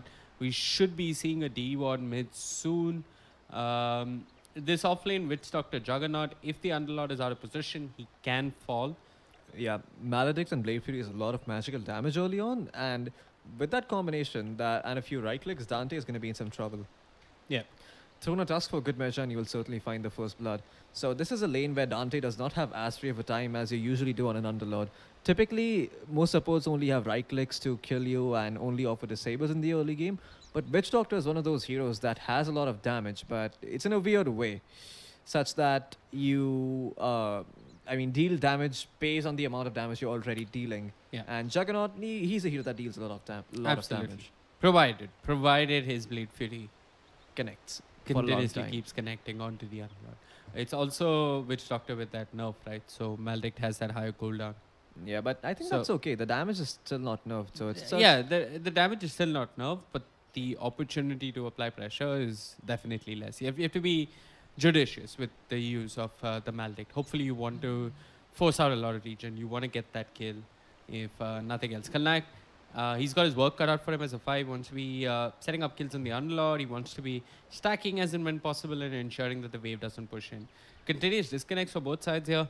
Just a day filled with technical difficulties. But yeah. Indian internet at its finest. This is why you don't get MTNL or BSNL. I think in Mumbai, even with the Lee's line, you're going to have these problems. Man.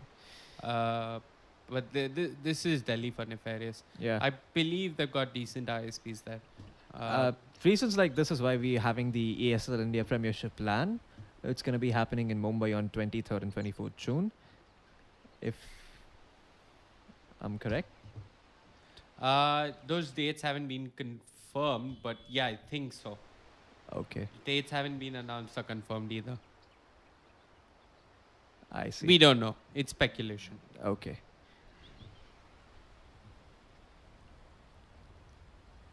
Anyway, Nefarious already with a network deficit. I don't know where this is coming from. It doesn't even matter really. Let's take a quick look at starting items. Nevermore, Shadow Fiend. Yeah, standard items, nothing too crazy. Unusual, yeah.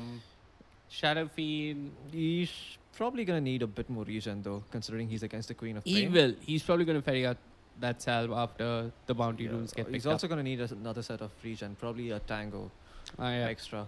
And maybe if he gets a good start, he considers going the bottle and controlling runes. That's going to sort of force Nefarious to either give up runes or, give up lane control. And either of those could be really bad for them. There was a time when the creep wave offered more EXP and Shadow Fiends would just put a point in the race early on and get the creep wave, get the bottle, and then start gathering souls. Not gathering souls at level 1. That's just absurd, man. I've been in the time since Necromastery level 1 build has been around for like 4 years, 5 years now. Few Shadow Fiends did this. Baby Knight used to do this. Some of them used to do this. Just prioritize getting that early bottle. I think bottle was even cheaper back then. I'm not sure. Talking about TI 3. Yeah, bottle was pretty cheap. I think it used to be 500 gold at some point, and it offered you a lot of value. So literally almost every mid laner used to have a bottle. Used to give you somewhat like 140 health and 120 mana or something like that. And 3 charges on top of that, and you could bottle Crow. And back then the courier was a 40-second haste machine. Yeah. I love that some mechanics have just died. I had this fear in me that like I'd never play mid because I'd never bottle crow. I never knew how that worked and how you did that efficiently. But bottle crowing has died, and now I don't have to worry about that mechanic ever for the rest of my life. You get a better mid laner simply by Dota and Ice Frog's blessings. Ice Frog has buffed me. I don't know about the mid lane. He's buffed me. Definitely. Vivek is running an inside deal with Ice Frog. Yeah. He's on my Facebook. Vivek for TI28. I hope you take me in your team, Vivek. I'd love to play offlane for you. Okay. Let me check with Ice Frog and Gaben if they're okay with that. Hey, I'll audition. I don't mind. I'll come in the hard way. We could work out something. And if it works, you're in. But if you fail or if you suck, I'm sure he's going to hand out a 6-month ban to you. Wow. Okay. I'll take my chances. I'm pretty sure that I could be a valuable addition to the team. If not as a player, maybe as a water boy. Absolutely. Or a mouse we boy. could work in something. Definitely. This ball is getting on my nerves. It does happen. I mean, you know what could happen is that production might just cut to a technical timeout. I don't know if they're going to do that. But we just keep talking just in case. Yeah. It's a long pause, somebody's PC malfunction. That stuff tends to happen. So here's a cool thing I discovered with Ember Spirit the other day. Which is? So when you drop a Remnant and you use a Sleight of Fist mid-Remnant, if that Sleight of Fist is longer than the time it takes to reach the Remnant, you'll end up in the position of the Sleight of Fist.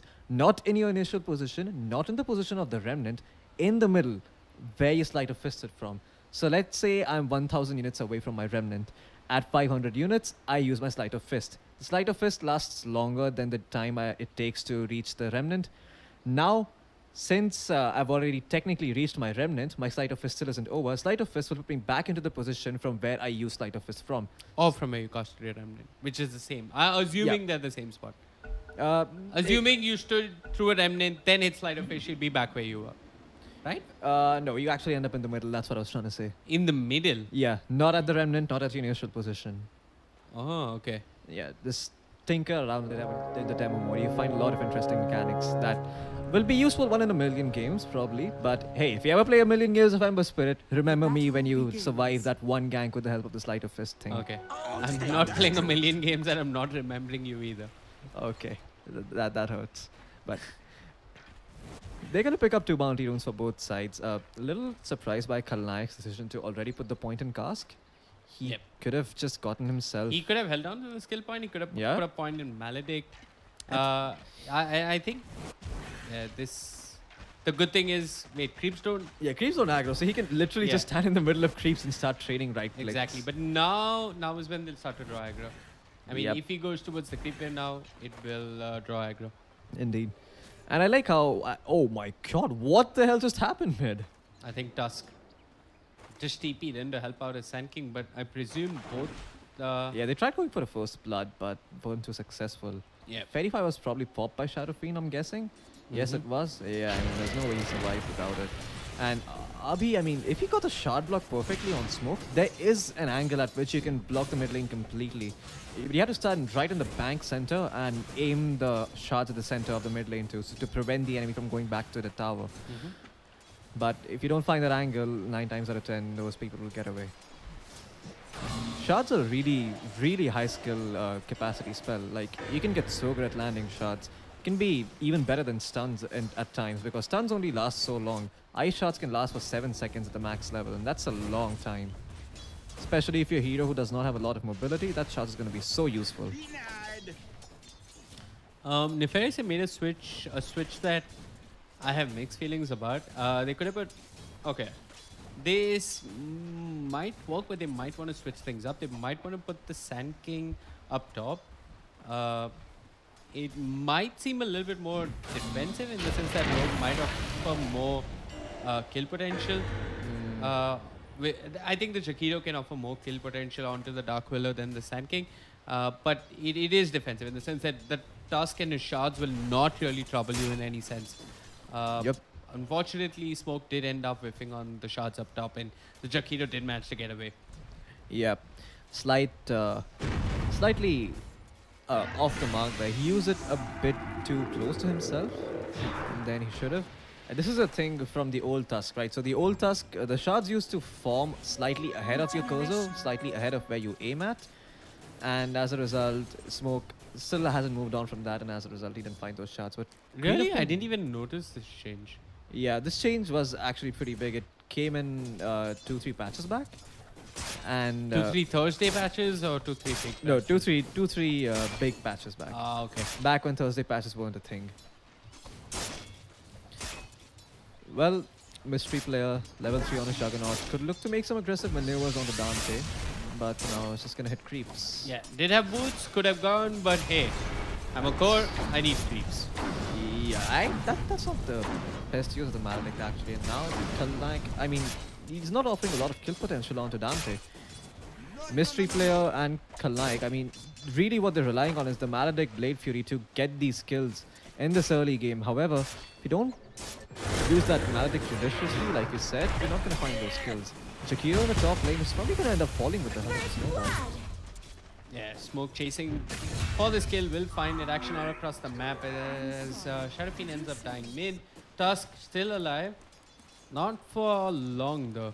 He's got the shards. Not sure he can do too much with this. He's going to end up falling. Slug securing the kill. And yeah. The good news is that the Dark Willow ended up surviving. Yeah, and Dark Willow is actually doing so well in terms of XP. She's closing in onto level 4. Once she has that level... Oh, okay. Nevermore finding revenge there. I'm not sure that happened. That was just the Shadow Fiend all by himself. That was probably 2 raises to the face, and I think Nevermore calculated that perfectly.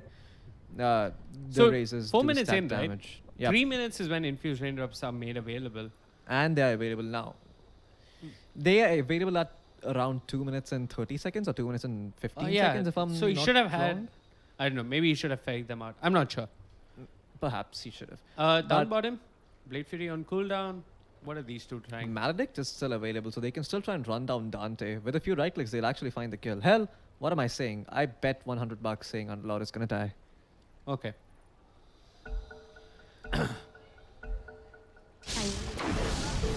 There we go. The paralyzing task cancelling the TP. Maledict was available as well. Good stuff. Indeed. Top lane. What's happening here? Jesus is just finding his levels. Nothing too crazy going on. I think the Dark Willow is only getting what she is from this lane simply because the rest of Nefarious haven't been very efficient about controlling the creep equilibrium.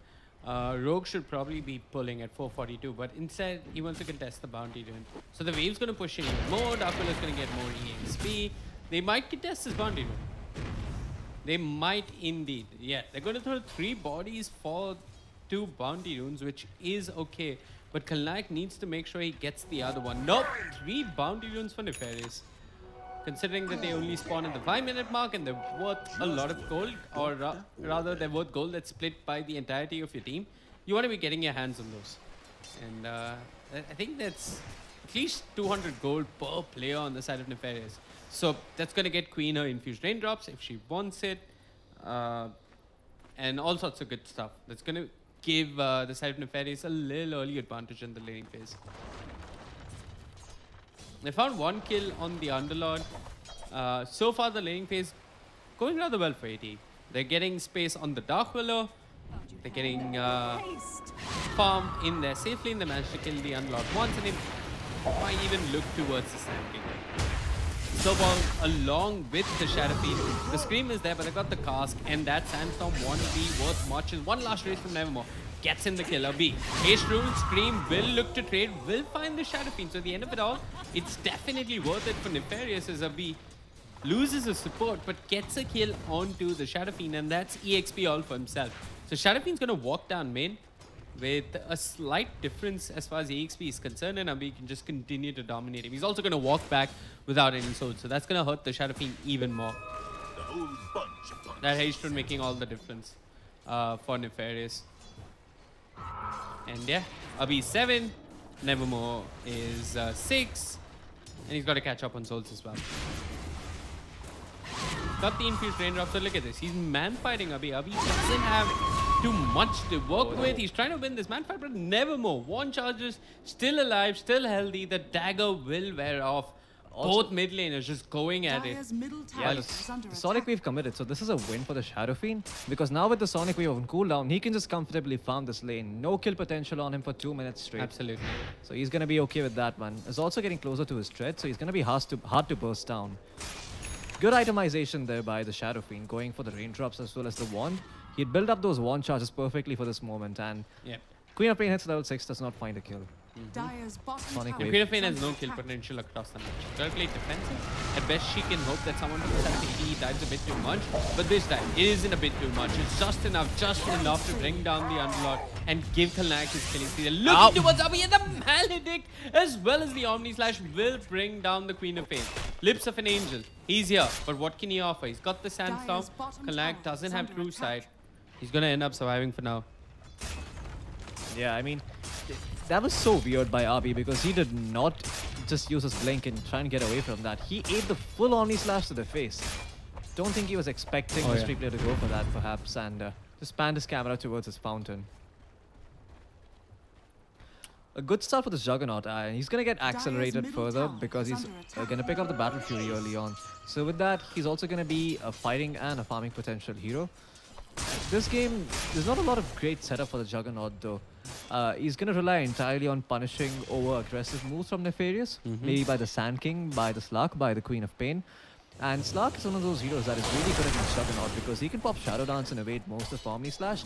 Also, he's a lot better than Juggernaut because he's always going to have Essence Shift, and Essence Shift goes through Magic Immunity. He's going to build up more damage. Abi missed on his Scream there. Abi's left the mid lane again. I think did he TP? No, he didn't TP bottom. He walked bottom. That's okay.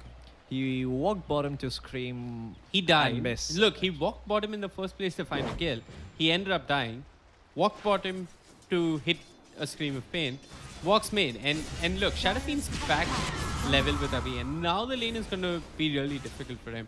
So when you said that using the Sonic Wave was a really good moment for the Shadow Fiend, just before that, Abi did manage to pick off the Shadow Fiend. He won himself an advantage at main. But just like that, he's lost that advantage as well. And now he's moving around the map desperately, looking to find kills, looking to find pickoffs. I'd like to see him wait for his Shreds or his Veil. I actually like the Veil this game. The armor's going to be good in the spell. I'm so good versus all these squishy heroes on the side of ATE. You've also got follow-up to the Veil from the Sand King and the Jakiro. So I want to see Abi just prioritize that Veil. Yeah, but the healing ward is always going to kick in for Absolutely. ETE, right? You don't have good ways of bringing it down unless the look at this. Petalum doing so much work. Abi blinks in. The Bramble Maze is there, but Zeus finally ends up falling. That should have happened a couple of minutes ago.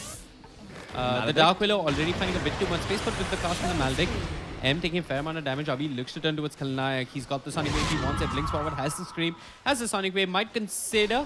No, he's holding on to it. Let the dagger do the job or blink once more. He might actually end up dying. He might get the kill, and he's gonna get the kill. Abi is gonna get out to safety though. Oh yeah. Thankfully, no TP in from the Shadow Fiend. Could have possibly found a kill with a raise, but not worth it TPing like this. Tusk had a TP, by the way, Floppy. Yeah, okay. That's some miscommunication there from AT. Or maybe that was just a call from Kalnai. Be like, you know what? Just sack me. Let me die. It's not worth to come in and risk feeding another kill to the Queen of Pain. While Shadow Fiend, he struggled really hard to get that advantage against the Queen of Pain. Nevermore is going for the Dragon Lance. Not a bad item this game. It gives him a lot of extra attack range against the Slark. Also gives him a fair amount of stats early on to survive the initial burst of damage from Nefarious. Yeah. With that BKB, he's going to be really tanky and hard to bring down once he goes for it, which I think it's probably going to be after some Shadow Blade. Oh, look at this. Look at the Tusk. He has the snowball. Doesn't have a target to snowball onto, but with a B, he'll actually move towards his own death. A bit of Malice is there. Smoke doesn't have the wall response. Sonic Wave clips to Kalnayak.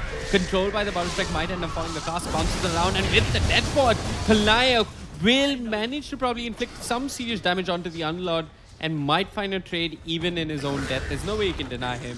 Dante will end up falling. Unfortunately, these are not kills going towards the Queen of Pain, which is what they like, ideally, on the side of Nefarious. All this moving around the map from Abi has actually resulted in space for the close. Mystery player, he's actually ditched the safe lane, TP to the top lane, and he's looking to find a trade. So tier 1 for tier 1 tough. The problem is that Shadow Fiend is finding a lot of space. Yeah, the Shadow Fiend is going to be such a big problem for the side of Nefarious. This is not what you want to do when you're against the Shadow Fiend. You already lost your advantage, and Abi, he might actually end up falling here. He's taking a lot of right clicks, but the last blink in at the clutch moment, still not worth it. And Abi, oh my god, catches Nevermore. Smoke finds a B. Both the Underlord and the Tusk doing their work as the supporting cast here, but Dante gotta be careful. The first crown is there. He has the Dark Rift, and he's gonna try and hope to get away, but the Bedlam, just so much damage coming out from that pesky little Dark Willow, resulting in the death of the Underlord. The real problem was that the Slark ended up dying somewhere. That shouldn't have happened. Yeah, the Slark ended up falling the top lane. They're looking for more. They've got the cask and the Maldic. The shards perfectly done by Smoke. Rogue, I mean, sure, he's got the eye spot, but look at the damage coming out from the Shadow Realm. They've left the Jakiro to die. They'll move on to the bigger objective, which is at tier 1 tower. And they might try and find Lips of an Angel as well. Yeah, Lips of an Angel. He's not had a lot of success on this Sand King and throughout the Premiership, in fact. He is really comfortable on this hero, however. But despite picking it so often, he's not found a lot of success. Almost every game, his blink is a bit too late. And the only game I remember where he got his blink early on, his team didn't do too well. So, Lips of an Angel just having hard luck and a hard time on a Sand King every single time he picks it up. I think there's also the lack of kill potential in most lanes on the side of Nefarious for the Sand King. Hold on. I mean, the only real hard kill, in my opinion, is the Juggernaut. I'm not going to give him that. Like, I think he can look to kill the Shadow Fiend. He can look to kill these supports. Okay. I mean, yeah, he could have looked to kill Shadow Fiend, but it's sort of hard to do so. Because, I mean, you did see that they did try killing him level 1, but yeah, he should have probably tried a second or a third time, and he could have been successful in shutting down the Shadow Fiend. And Navi wouldn't be in so much trouble either. I mean, people say that mid is a pure 1v1, and I think the answer is no. If you know that there is a matchup that favors another hero beyond a certain level, you need to do something about it. You either need to shut down the enemy hero, or you need to rotate in time and make sure that your hero survives and is still farming away safely, or that you're acquiring an advantage somewhere else on the map. You can't just be static in one place and expect your mid laner to win somehow magically against a mid laner that does better than him. Yep. Looking at the network charts, Loki, this Dark Willow doing nearly as well as the enemy Queen of Pain, which is a worrying sign.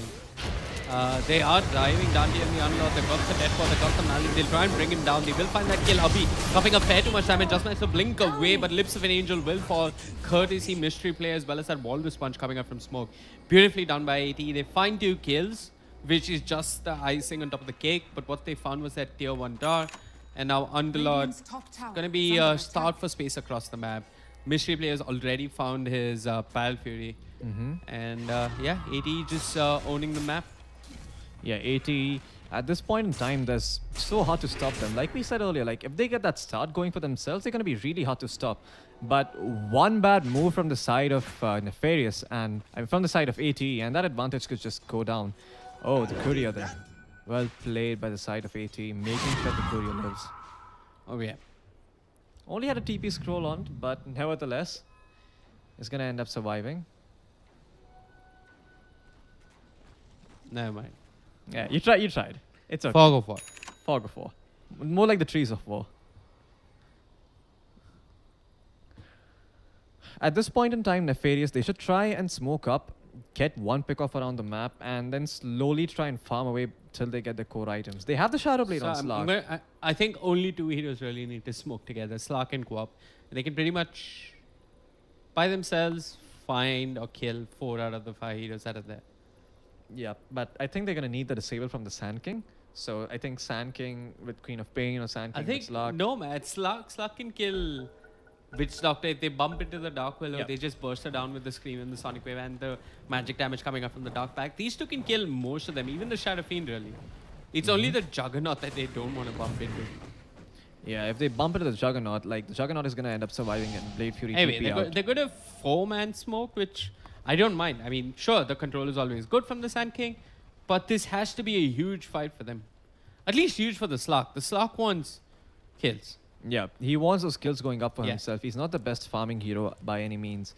He wants to make use of his Shadow Dance, his extra regen kicking in, and all those early Essence shift stacks. Yeah, Abhi actually just blinking across the lane. Drops observer ward behind the tier 1 tower. Who do they find though? Please, not Mystery Player. This is one guy they can't kill. Yeah, the this they can't kill really. Whose sentry is that? That's a dire sentry actually. Yeah, they're looking towards Mystery Player in the enemy jungle, next to the enemy shrine. M walks in, doesn't have the Shadow Blade, does have the Shadow Dance though. He's going to try and work. Lips of an Angel with the Boss Strike will find Kalnak, but the damage coming through will trade. They'll find M, they'll find Lips of an Angel, and now with the Uber, Nefarious want to get away, but the Terrorize will send them back to their own base. They find the Witch Doctor, but they lose the Slark, and so the last thing that needed to happen to them. That Bedlam just doing so much work versus the Slark. In fact, and the Blade Fury as well doing just so much damage. Like, they were just taking so much damage from these two heroes. I think they have to at least burst down one of these heroes before the fight starts. Otherwise, the fight is not going to go in their favor. Dark Willow offers so much damage. Shadow Fiend offers so much damage. And Witch Doctor offers so much damage. Every single support on this, every single hero on the side of ATE, with the exception of Tusk, does so much damage. But they are glass cannons. They can be broken, they can be shattered, and that's exactly what Nefarious need to do. Wait for the blink on the Sand King, and then try and look to get pickoffs. Wait for the blink. Yeah, up until that's then, not going to come anytime soon.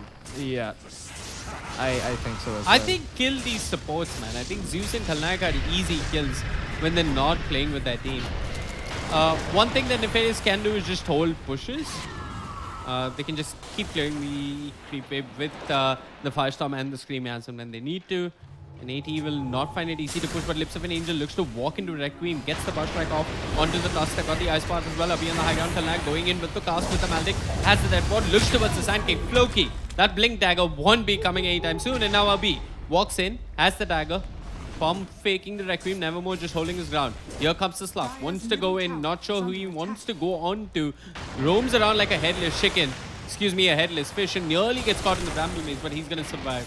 While Mystery Player, eyes on the prize, moves to the mid lane, looks towards the tier 2 tower. Dante trying his best to hold on to that tower for dear life. Can't really do too much as Mystery Player, immune with the Blade Fury, will manage to get away. And M really not finding any opening in these fights. He's actually going and farming another lane. They're giving up this tier 2 tower. And I think ATE know that Nefarious can't really fight them. Probably just going to move systematically from lane to lane. Take this last remaining tier 2 tower. What Slark and Quap need to do, Floki, is just pop a smoke. Find these supports. That's going to buy you time. Find the Shadow Fiend. He has a Dragon Lance. I mean, even if he picks up a Shadow Blade, is he picking up a Shadow Blade? Yeah. So the Shadow Fiend's picking up a Shadow Blade, but with detection, he can be brought down. This is still an easy kill. The Juggernaut, not that easy though. Lips of an Angel, he's got to be careful. Walks into the Bramble Maze, the Curse Crown is there. The Blade Fury and the Bedlam. Just gonna bring down Lips of an Angel. Pushing out the top lane a bit too much all by himself, gets punished, and now Nevermore is the one on the hunt. He's got the Requiem. I think they're picking him out. Is that a Dire Sentry? Can't tell. Yeah, there was a Dire Sentry. So they did see the Shadow Fiend. They did see his Shadow Blade as well. And yeah, I think that's Nevermore's Shadow Blade reveal. But down bottom, M on the hunt. And yeah, please, no, you can't kill the Witch Doctor. Come on, in 20 minutes. He's and gonna if you find can't, him. He's gonna find him. If you, oh shit, He's just got duped. Oh my god, Kalayak. He's floating with death here. He's actually just gonna Glimmer Cape TP out. Oh no, Slug. Just getting outplayed in the trees. The Fog of War working to Kalayak's advantage there. Man, you have to be really feeling bad if you're Slug at this moment. You can't even find a stray Witch Doctor. yeah, exactly. I mean, you have to find these supports. That's your way to farm and find items which make you relevant once more. The Bramble Maze, fortunately missing on Avi though.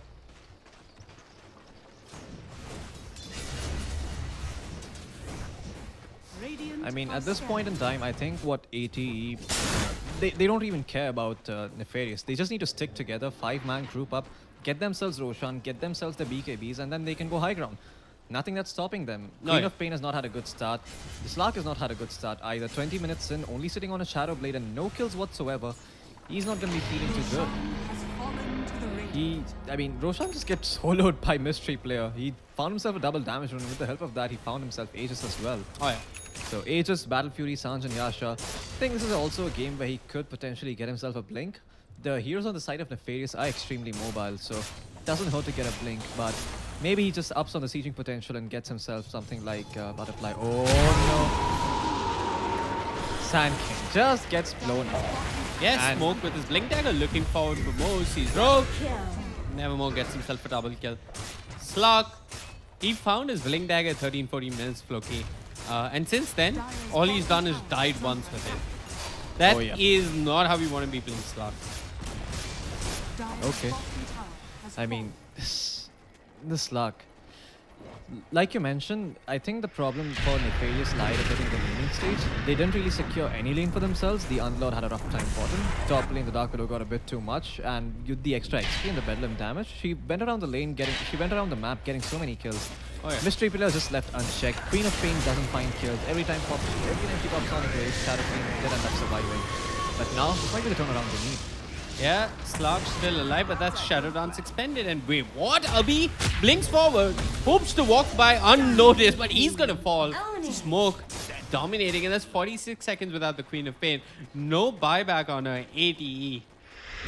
I mean, they're just cruising through this game. The Pit of Malice is there, the Firestorm as well, but Mystery Player doesn't give a damn. He hasn't got the healing ward, but he's got the Aegis if he needs it. And the tower, well, it's being brought down lower and lower. He's just throwing out the Bramble Mage, does manage to catch one. It is the Slug. They don't have the Requiem, they don't have... Okay, they do have the Terrorize now, so they can still go high ground. They've got the Death Ward, they've got a Glimmer Cape, they've got the Aegis, so they're going to try and play around it. There's that Terrorize that he spoke of. He's going to send back Lips of an Angel. Lips of an Angel brought down. The Death Ward doing a fair amount of work. Rogue drops the Macro Pie, but ends up dropping himself as well. Shadow Realm doing a fair amount of work. M surging through his lane, trying to find someone. Moves on to Nevermore. You spoke of the Requiem and how much it could turn the Slug right back to his base. But Slug, he's going to pop the Shadow Dance himself. Burrow, Epicenter. They won the Shadow Fiend, but that's Snowball. Buying time for Nevermore. The Glimmer Cape as well. Nevermore on a killing spree. Abi respawns, comes to his lane, sees his team dead, and blinks right back out of there. The tier 3 tower will fall. No buyback on the Underlord of the Sand King. I don't know how Nefarious are going to hold on the root. At the worst possible moment for Abi, he's going to end up falling. Slug wants one kill at the very least. Finds a Witch Doctor, but that's about it.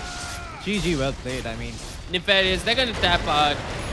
They just get handled by AT Gaming. I think Absolutely. this is a game where they have to look back at the lanes, see where they messed up on the rotations, and that's where they're going to find the mistakes. If they fix that, they could have definitely won this game against AT, because the draft didn't favor either side too much. Really? I think it could have gone both ways. It could have. I don't think this was an outdraft. This was them getting outplayed a bit on the side.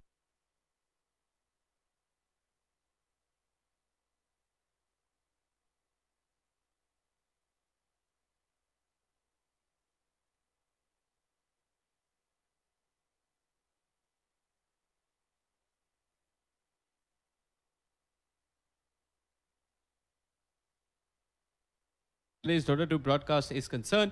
My name is Vivek. With me was Floki. I'm going to throw it over to the analyst panel. Thank you for tuning in and good night.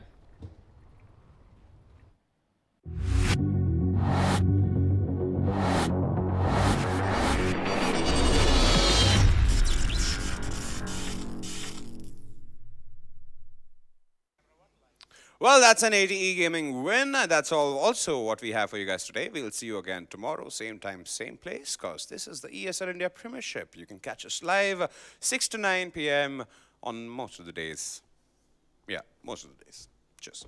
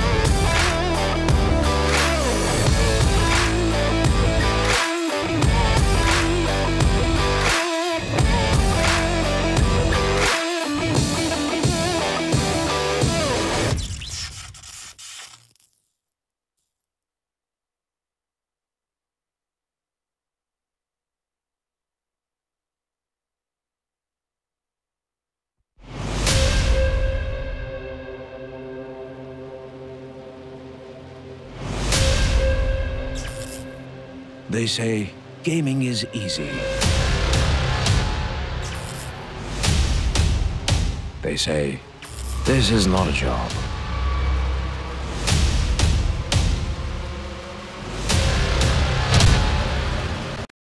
They say it's a waste of time. But we kept at it. Got better.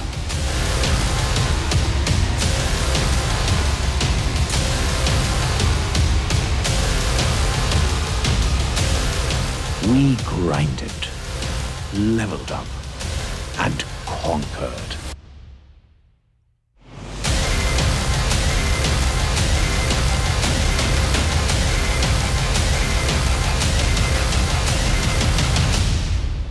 We are gamers.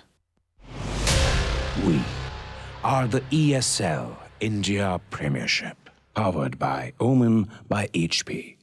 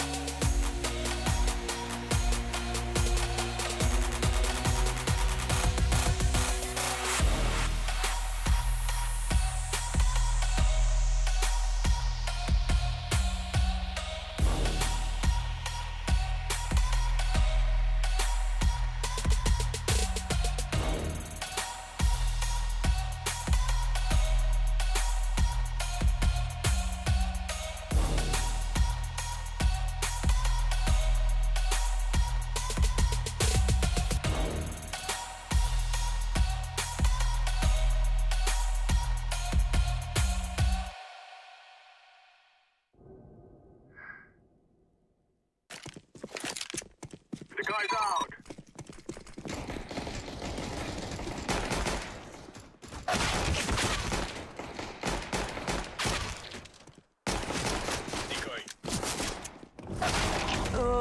That was beast.